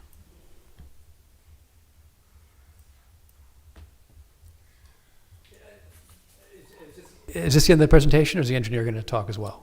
I would like for Sean to give an overview of the site plan. Thank you. A point of order, why do we have to hear this now? We don't. It's your discretion. The applicant asked the township for a chance to make a presentation. There's a law, the law says that the township must work in good faith with a developer. We gave them the we provided them presentation. the opportunity to do that. If the board wishes to not continue to see a presentation, then that's the board's I discretion. just find this as maybe a back way to get to the Board of Supervisors without going through all the other procedures. I don't need to hear from the engineer right now. I think when he gives his full presentation, then we could hear what he's got. Phil, I'd like to give 5 minutes to the engineer. I just want to see the big picture. Just 5 minutes. 'Cause What are you what going to we've seen is see? what He post- doesn't even have an easel to put anything up We did. Where'd the easel to go? show us anything. We had an easel, didn't we? Yeah. Yes, Mr. Chairman, we're just here informally to get some feedback from the board. We love to welcome your feedback. We got good feedback from the Planning Commission the other night. We're trying to take all this feedback, incorporate it into the plan, have a better plan before we commence any conditional use hearing. We also aren't rushing to get to the conditional use hearing. We're going back to the Planning Commission and we're going to work with them. But we'd love to hear your feedback tonight to see if we can incorporate it into this plan to get a better plan. But this shouldn't be a feedback meeting. This should just be you giving a presentation and leaving. You still have to go to the Planning Commission. That's correct. You still have to get feedback from the Planning Commission, of which, again, I heard you were unprepared for the Planning Commission meeting. I don't think you were prepared here, assuming that we would have had space for a laptop for you. You should have called and maybe found out if that was the situation.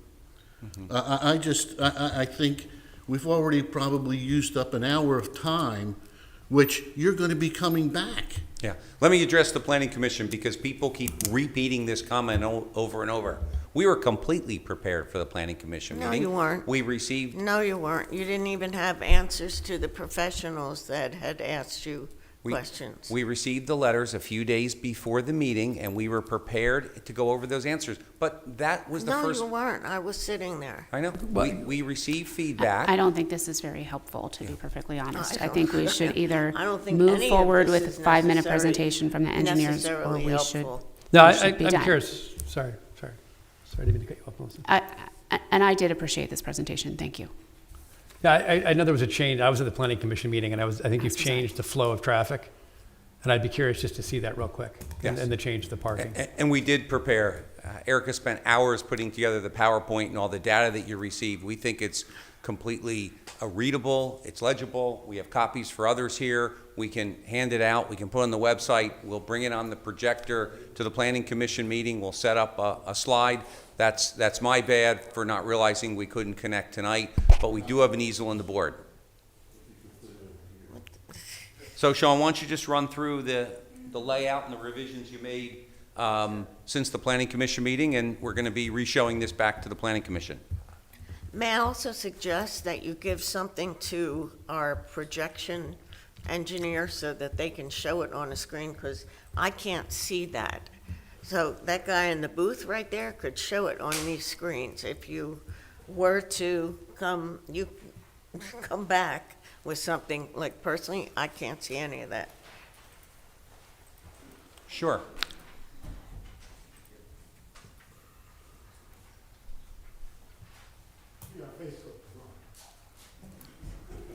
I don't, yeah. Are you trying to get to upstairs? Yeah, it's up on the screen. Oh, we're good, we have it. Good stuff. Thank you. Hello, everyone. My name is Sean Lutz, branch manager at Dynamic Engineering. Here to talk about the proposed Montessori daycare, child care facility, as known as the Rite Aid facilities, in those corners. Erica sort of went over a lot of the changes that we've done since the Planning Commission meeting. However, I'd like to just kind of reiterate a few of those changes. Most notably, the circulation of traffic. So previously we had a counterclockwise circulation for the one-way drive aisle that was going to have parallel spaces on either side next to Ice Cream Alley. We have since, through feedback from the Planning Commission and reevaluating, we have flipped that circulation where primarily the Siler Drive entrance will be used, and we'll go around in a clockwise rotation around the school. As Eric noted, the bank of parking just south of the existing building will be primarily used. We do have 10 additional 45-degree angle spaces along the west side of the building, and of course the main parking along the front of the building.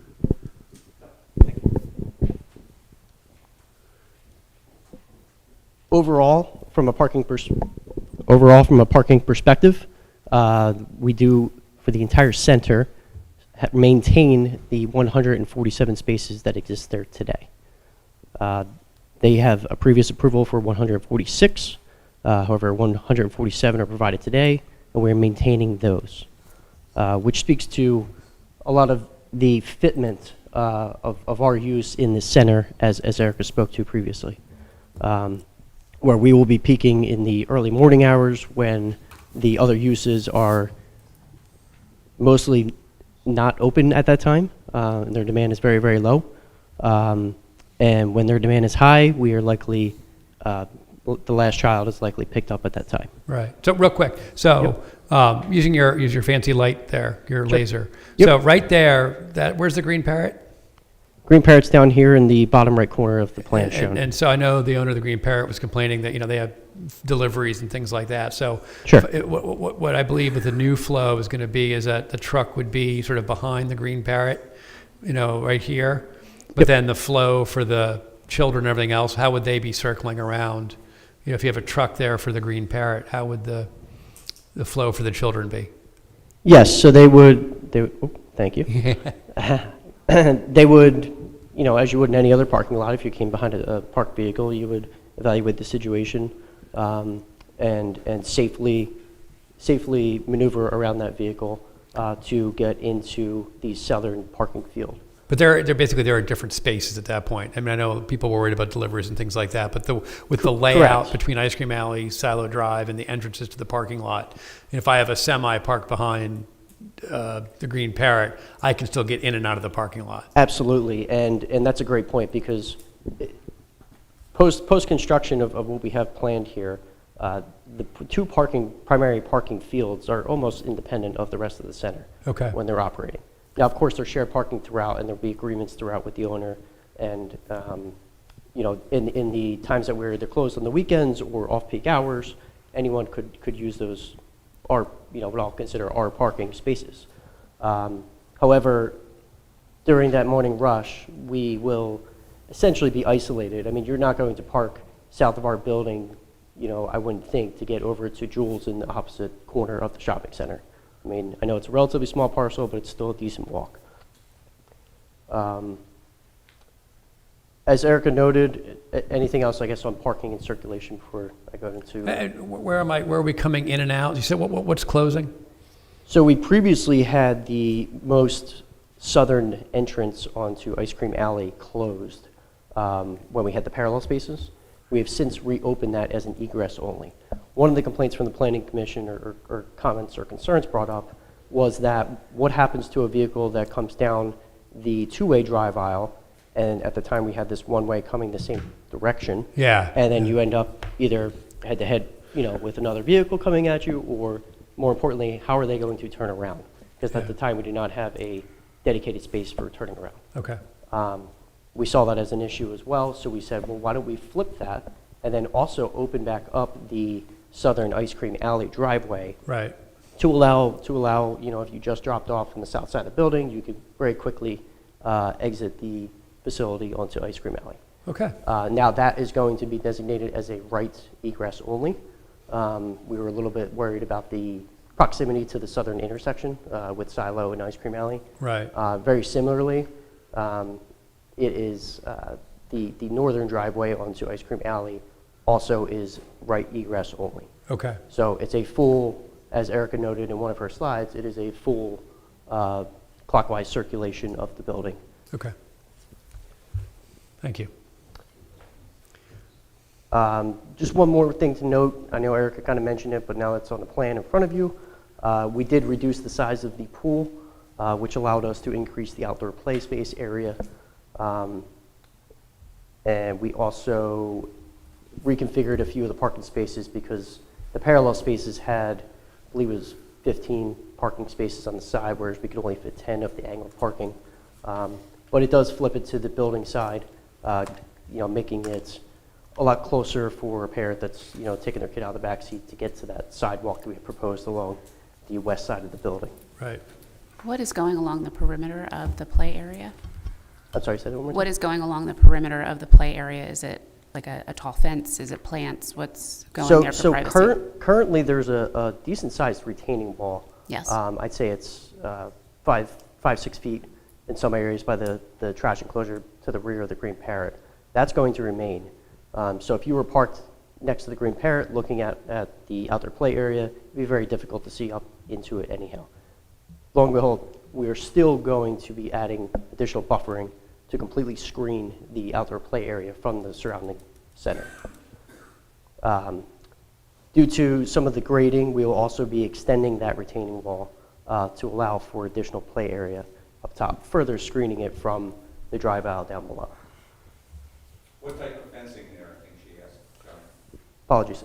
So we propose a 4-foot black aluminum picket fencing around the play area, around the periphery, and then we propose a 5-foot fence around the pool, meeting the state guidelines for that. You do know that pools aren't in that zoning district? They're not allowed in that zoning district? Correct. I'm aware of that. We have been in communication with the township professionals. I believe we got a determination from the zoning officer that would allow pool as an accessory use in this case. And then we also... I have one more question. Do you know what the business commons is? The Newtown Business Commons? Yes. Okay, we changed zoning in a certain part of town so that places like yours could freely go in, occupy space without any problems, asking for variances or anything, and have a very easy time of doing this. Instead, for some reason, you're picking this very difficult spot. So I was just curious as if you looked in the overlay district, the district that we changed, so that things like this could happen there. Yes, we've evaluated several properties my client has throughout Newtown Township, and this one seemed to be the best fit for their facility. Understanding everything you're saying with these other districts and overlays. However, at this current time, this seems to be the best property for them. We also think we're a really good fit in the Newtown neighborhood. I'm a father of 2 small children myself who go to a daycare, and personally would want to see more of them in neighborhoods like Newtown. I grew up in Doylestown. It's a very similar area in my opinion. So meeting Erica and getting to know her as a client and getting to know someone on her team, I think they would be a great fit for this community. Mr. Chairman, if you just indulge Chris for 1 minute. Chris is the representative for the owner of the center. Chris received numerous inquiries for the reuse of this building. He carefully evaluated other opportunities and thought this was the best fit here for the use, the services, the lack of conflict, and the certainly much more available parking as a result of this user. Chris, do you want to just say a minute as behalf of the ownership of the center? Sure. So Shop One Centers purchased the property, I think about a year ago now. When we bought it, obviously Rite Aid was operating. The center was fully leased. Unfortunately, Rite Aid went bankrupt. There's a lot of interest in Newtown. I think you guys know that. I'm not expressing anything new or different, but there's lots to consider when leasing these different properties. And just to get down to this, we felt that given the complexity of the parking and the property, the sort of inverse of parking and traffic, this makes a nice fit. To your point, there's districts that entertain other daycare uses, what have you, but the world lives on convenience. Parents like to be in and out. Erica's operation, from what we found exploring other operators, I thought not only had the best system for that, but the best finishes. It's a higher class, if you will, daycare facility as well. So Shop One Centers, when evaluating our options, backed this opportunity. We still feel it's a strong opportunity for the center, and that's why I'm here in support today. Mr. Chairman, thanks for the time tonight. As we mentioned, we intend to return back to the Planning Commission. We're going to give them a full report of the the information. There's a button in front of you. Oh, we're going to give them a full report in advance of the meeting, so they have all the data. Between now and then, we'll continue to work with township staff and look at their comments and see how we can address them, and then continue to work with the Planning Commission before we come back for a conditional use hearing. When do you appear before the Planning Commission next? And Mr. Solicitor? Yeah, I apologize. That's okay. Point of order. Yes. When do we accept public comment? Not Not this evening. tonight. There's no action before the board. The board is not considering any, taking any action. There's no motion before the board. So this was strictly a presentation. There will be time for public comment at both the conditional use hearing and any future consideration of a preliminary and/or final plan for this project. Thank you. Thanks for your time. Eric, anything else that you want to mention? We good? Okay. Thanks all. Appreciate it. There is additional public comment at the end of this meeting. That is correct. And they could come up and discuss anything they Anything want. goes, anything goes. Mr. Calabro, you're correct. Thank you. Thank you very much. Okay, that brings us to our consent agenda. We have 4 items on the consent agenda. I wonder if we can consider a motion for consider payment of the August 12th, 2026 bills in the amount of $822,466,000.48 and transfers in the amount of $246,993.04. Additionally, authorize sales of used equipment. Additionally, authorize the purchase of 2 police radios from Motorola in the amount of $15,265.78. And additionally, authorize the purchase of 2 portable speed signs from All Traffic Solutions in the amount of $10,052. Do we have such a motion? I'll make a motion. Thank you. Second? Second. Thank you. Any comment from the board? Any comment from the public? All in favor, please say aye. John. Oh.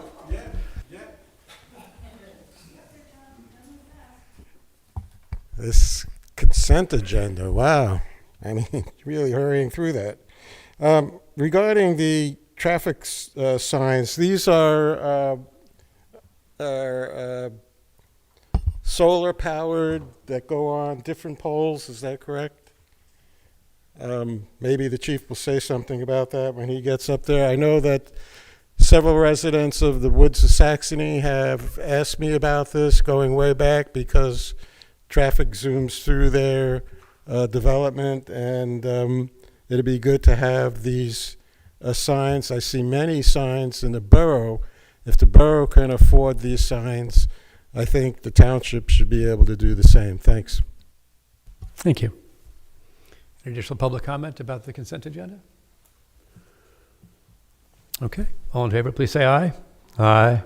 All opposed? All right, motion passes. Thank you. This brings us on to our reports of officials, the engineer's report. Great. Thank you. The first item we have tonight is change order number 2 for the 2026 Liquid Fuels Road Program. This is a very low-cost change order to adjust quantities for pavement markings as part of the project in accordance with our PennDOT Liquid Fuels representative and the recommendation that they made. So we would recommend approval of change order number 2. Thank you. Do we have such a motion? Thank you. Second. Thank you. Any discussion from the board? Any discussion from the public? All in favor, please say aye. Aye. Aye. Motion passes. Thank you. Next item is pretty similar. We have change order number 3 for the 2026 Liquid Fuels Road Program. This is allowing us to adjust the actual quantities that were installed in the field versus the contract quantities, as well as approving a 45-day contract extension. So the recommended motion would be to approve change order number 3.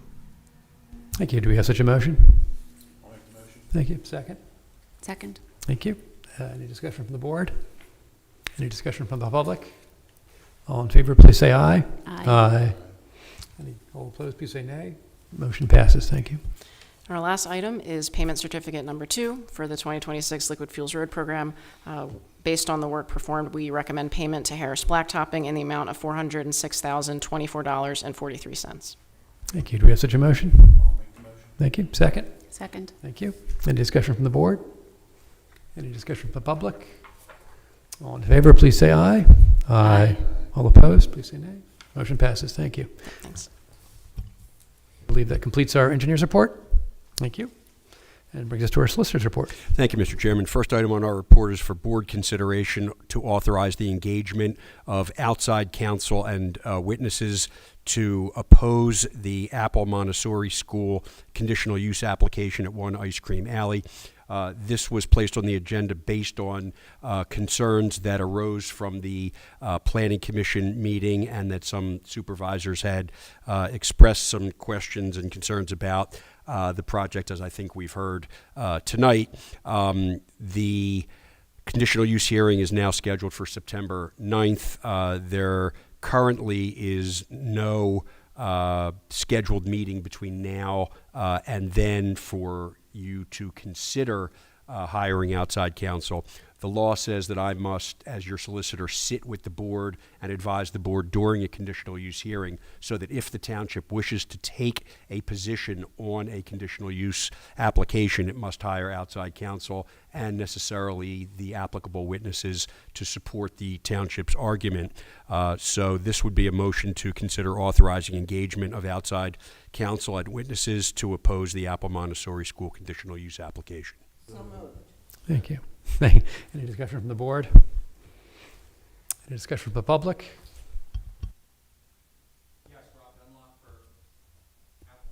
Montessori School. We've just given you the first informal presentation. We've committed to going back and working with the Planning Commission to attempt to address those comments and working with township staff. I submit to you it's premature to move forward and engage counsel until you give us an opportunity to further work with your Planning Commission and your staff on the comments to incorporate those into the plans and the proposal here for the site. Thank you. Okay. Any additional public comment?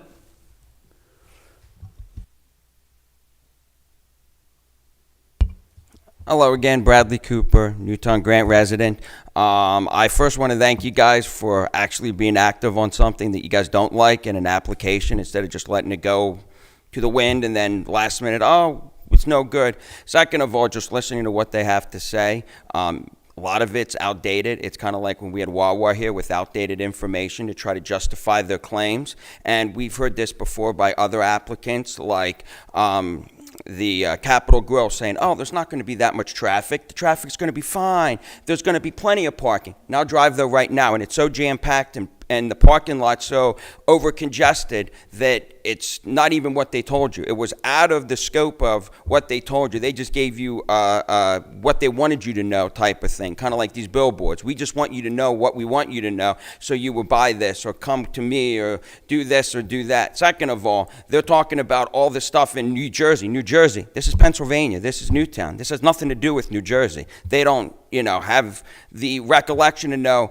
during the St. Patrick's Day or some other holidays, the Green Parrot does a lot of different activities. Sometimes they have people go there at 8, 9 o'clock in the morning to watch a soccer game. Or we were there at the Green Parrot watching the United States hockey team playing. The parking lot was full. Did anyone ever think of that? Did everyone use that brain? No, because they don't know what the business is like.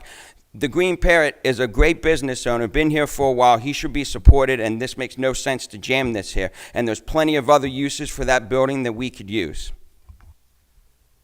Thank you. Any additional public comment?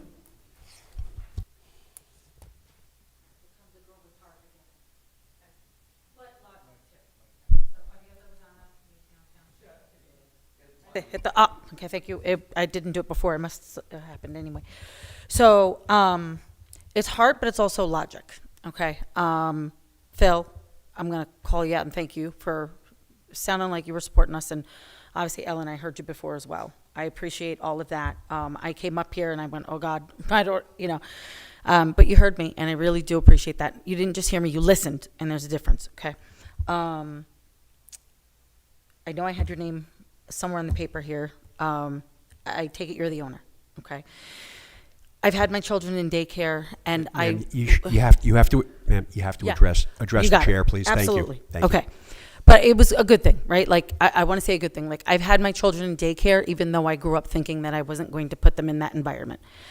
I trust that, all these schools have the best of intentions, right? But sometimes logic and common sense needs to abound, looking at what this township needs, what our children need, what our current generations need.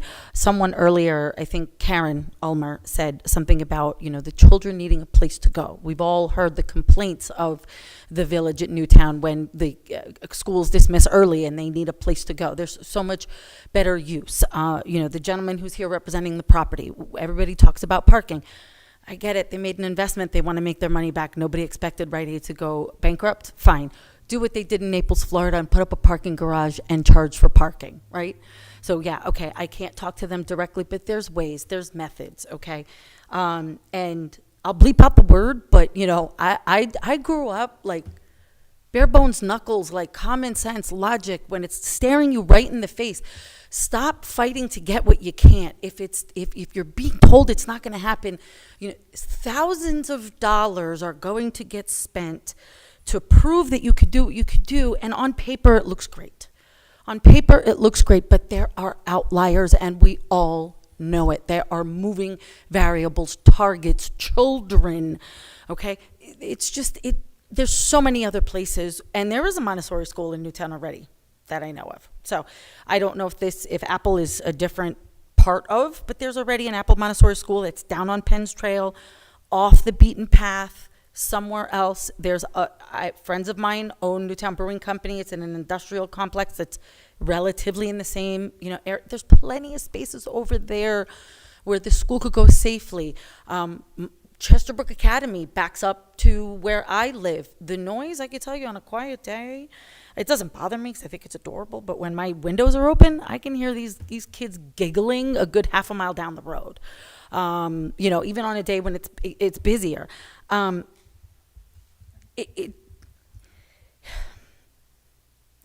just looking at all my notes, and I'm going to tell you that's why it was folded on my lap. I wrote under stuff. I didn't know that I wasn't supposed to write on it. If you guys said that, I'm sorry. I wrote on it. I'll rip this page out, or you can have my comments. I really don't care. I really just want to understand why this location better, and I'll come to the future meetings, the future hearings. There's just so many other places I could think of. There was a Rite Aid in Langhorne. There's industrial complexes off the beaten path where these places can go. But again, our kids need better. And if I were to close it off with anything else, or a couple other things, we've all heard the terminology confirmation bias, right? When you are biased and you want one thing or you don't want one thing, you will dig until you find the evidence that proves your point. So that's what happened for over 10 years before those townhomes went up on the bypass. And then finally, there was a loophole. The legal system found a loophole, and bang, they went through, and now here we are, okay? There's so much evidence that's also in front of us that will prove to us that this doesn't need to be there. Again, I think you have the best of intentions. I think building this has the best of intentions, but right off the top of my head, living here, I can tell you that there's at least 3 other places I can think of that would be a much better fit. And I'm just going to put it out into the utmost and say again, a paid parking garage. Do that. People need a place to park. You're going to go out to dinner, Capitol Grill, a valet, something. There you go. You'll get your money back in spades. Before you spend thousands of dollars on lawyers and engineering and all of this other stuff, is it really that important? Why engage in an uphill battle? The signs are there. The universe will tell you what you need when you need it. The signs are there. Stop fighting the impossible. And that doesn't mean that I'm fighting change. Not at all. But the universe will tell you what you need when you need it. And we need to stop making the impossible possible, because there is going to be an expense down the road. And again, I can give you guys another example. And I will do my best not to be crass, but I'm going to tell you verbatim, okay? My husband and I have vacationed on the island of Aruba for many, many years. And for any of you that have ever been to Aruba, it is all of 26 miles long and 6 miles wide. They have built, they have built, they have built, they have built, they have built, they have built, they continue to build. And one day, when there was a road closure, a local taxi driver looked at us and said, "The shit has to go somewhere." And why was the road closed? Because it backed up into the hotel rooms. because it has to go somewhere. Okay? Again, there's engineering studies, there's sewer reports, but here and here, I don't care what this says. We all know what the right decision is. Okay?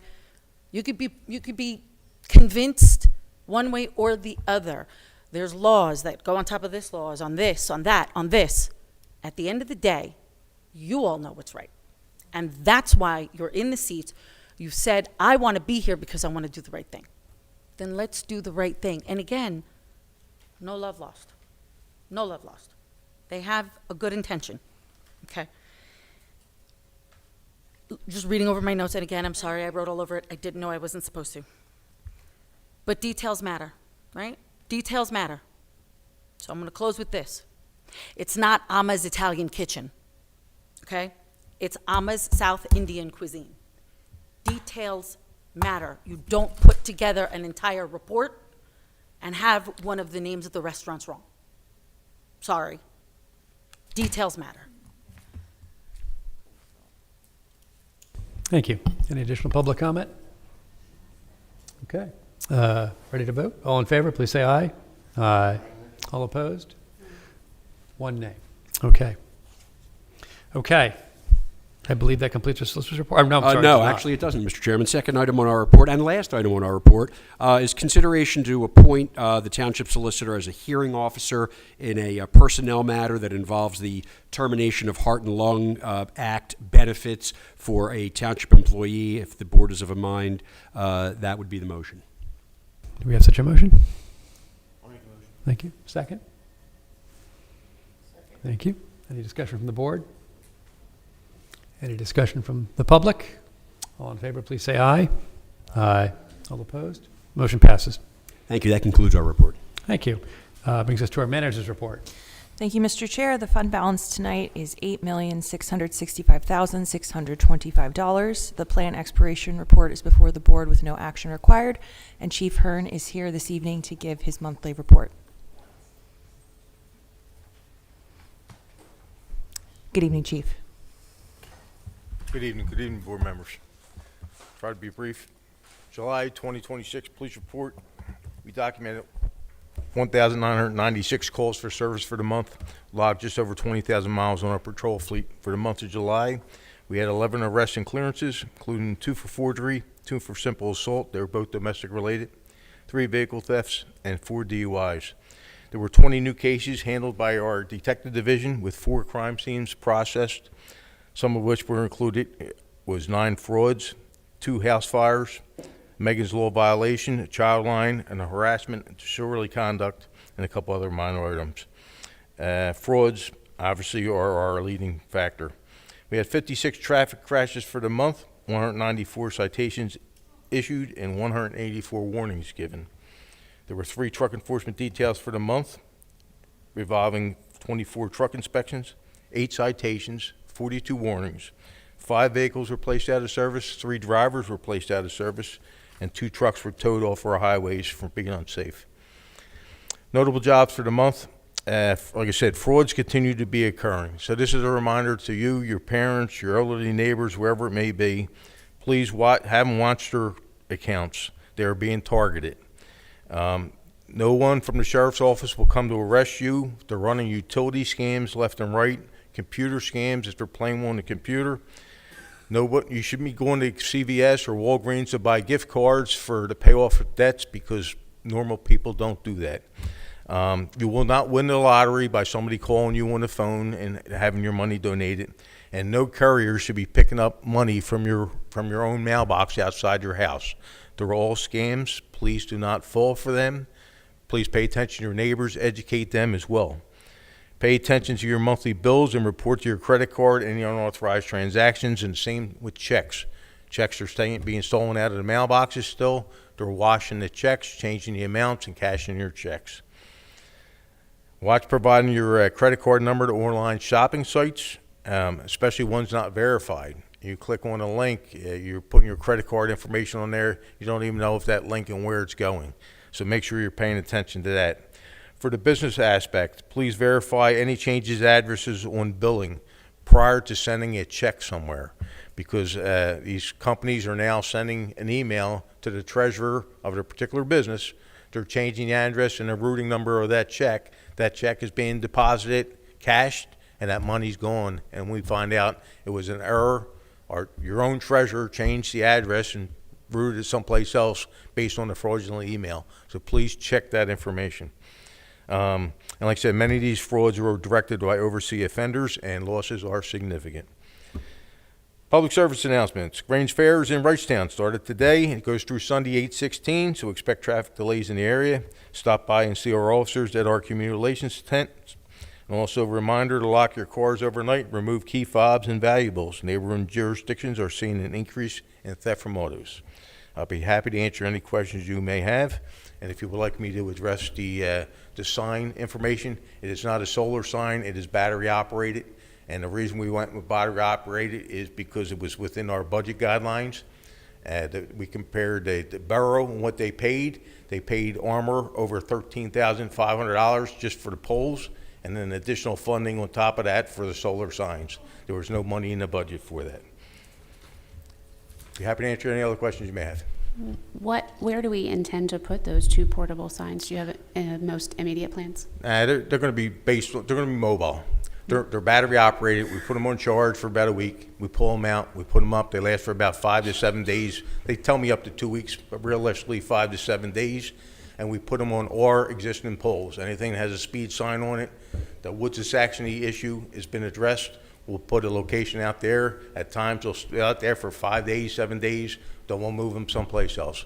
We'll keep on moving them around to try to adhere to educate the public. Perhaps Eagle Road could be one of those locations. Eagle Road in Jonquil, I already put it out to my patrol lieutenant about having that area covered with patrol aspects, our decoy cars, and our traffic signs. I had a feeling you did. Thank you very much. Thank you.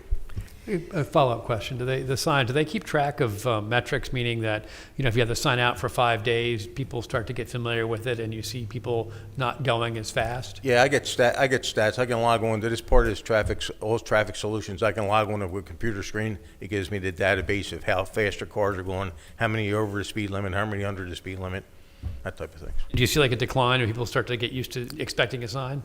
It's typical neighborhood residents that are actually speeding. So, after a while, it's like my decoy cars. After a while, they know there's not a police officer inside. Yeah. But smoke and mirrors, keep them guessing. You never know. Thank you, Chief. You're welcome.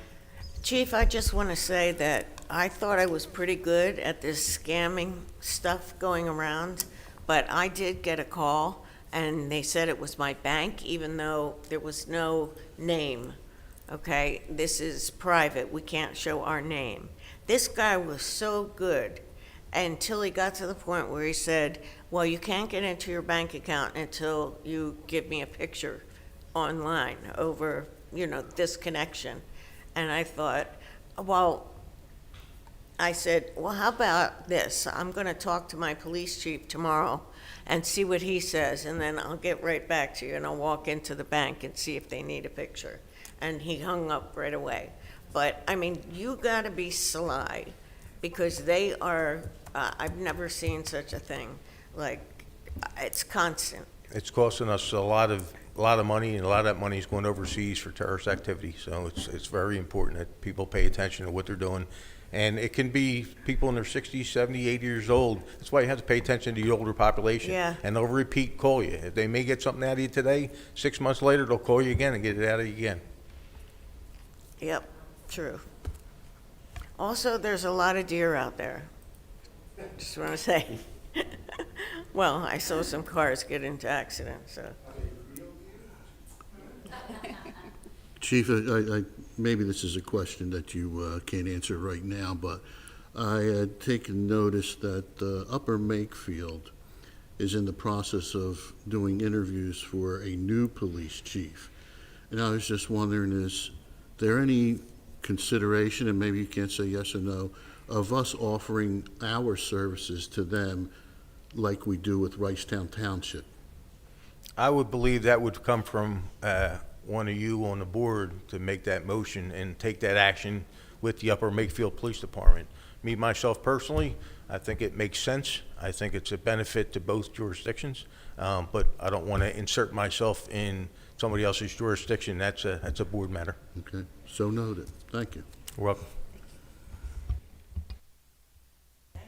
Thank you, Chief. And that concludes the report.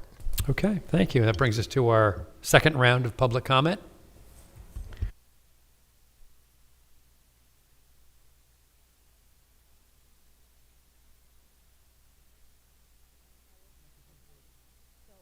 Okay, so, and if I have to give my name again, Panayota Rosano, of course.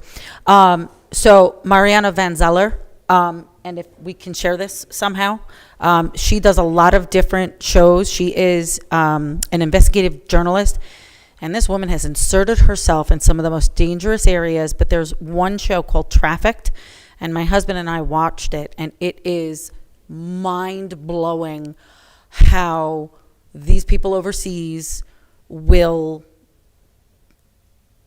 pretend and ask you for anything and everything. So I'm glad that something in your inner soul went, something about this stinks, and you saved yourself. But share that with a lot of people, please. You know, again, if the police chief can do something, if we can put it on a webpage or something, even if we just share it here and people hear it and they hear it on the YouTube channel.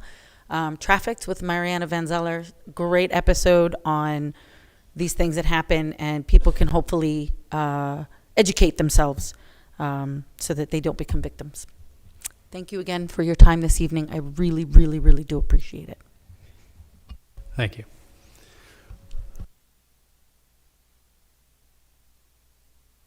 I'll be short because we all want to get home. But I wish our Danas had a pool. I mean, it's a Mediterranean restaurant. It was a Mediterranean restaurant. We could have sat out there instead of under the awning. We could have sat out there by a pool. So I think if one place is going to have a pool, why can't some other places have pools? So, you know, just a thought. Thank you. Any additional public comment?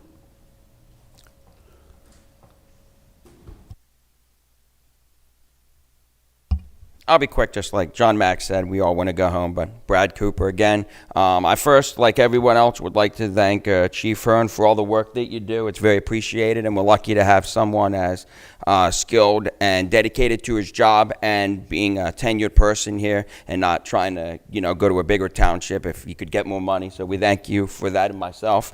Also, I hope that everything that happened today, all the residents speaking and talking, which is, in my opinion, unusual because I'm usually the only one up here screaming and yelling about stuff, so it's refreshing to hear and see new faces. But I hope you can see that people don't like what's been going on in the past 5 years, and if some of them knew what was going on, they'd probably been here more frequently on all these applicants getting approved over and over again. So I hope you could see that we don't want certain things to go on. We can see things that are happening with these applicants, how they're trying to be sly and how they're trying to figure out ways that they can meet or exceed requirements or meet and beat stuff by doing games like we talk about, people trying to scam us and do things to get our money from overseas, where these applicants are trying to do the same thing. So I hope you could see what I've been saying, even though some of you haven't been on the board that long.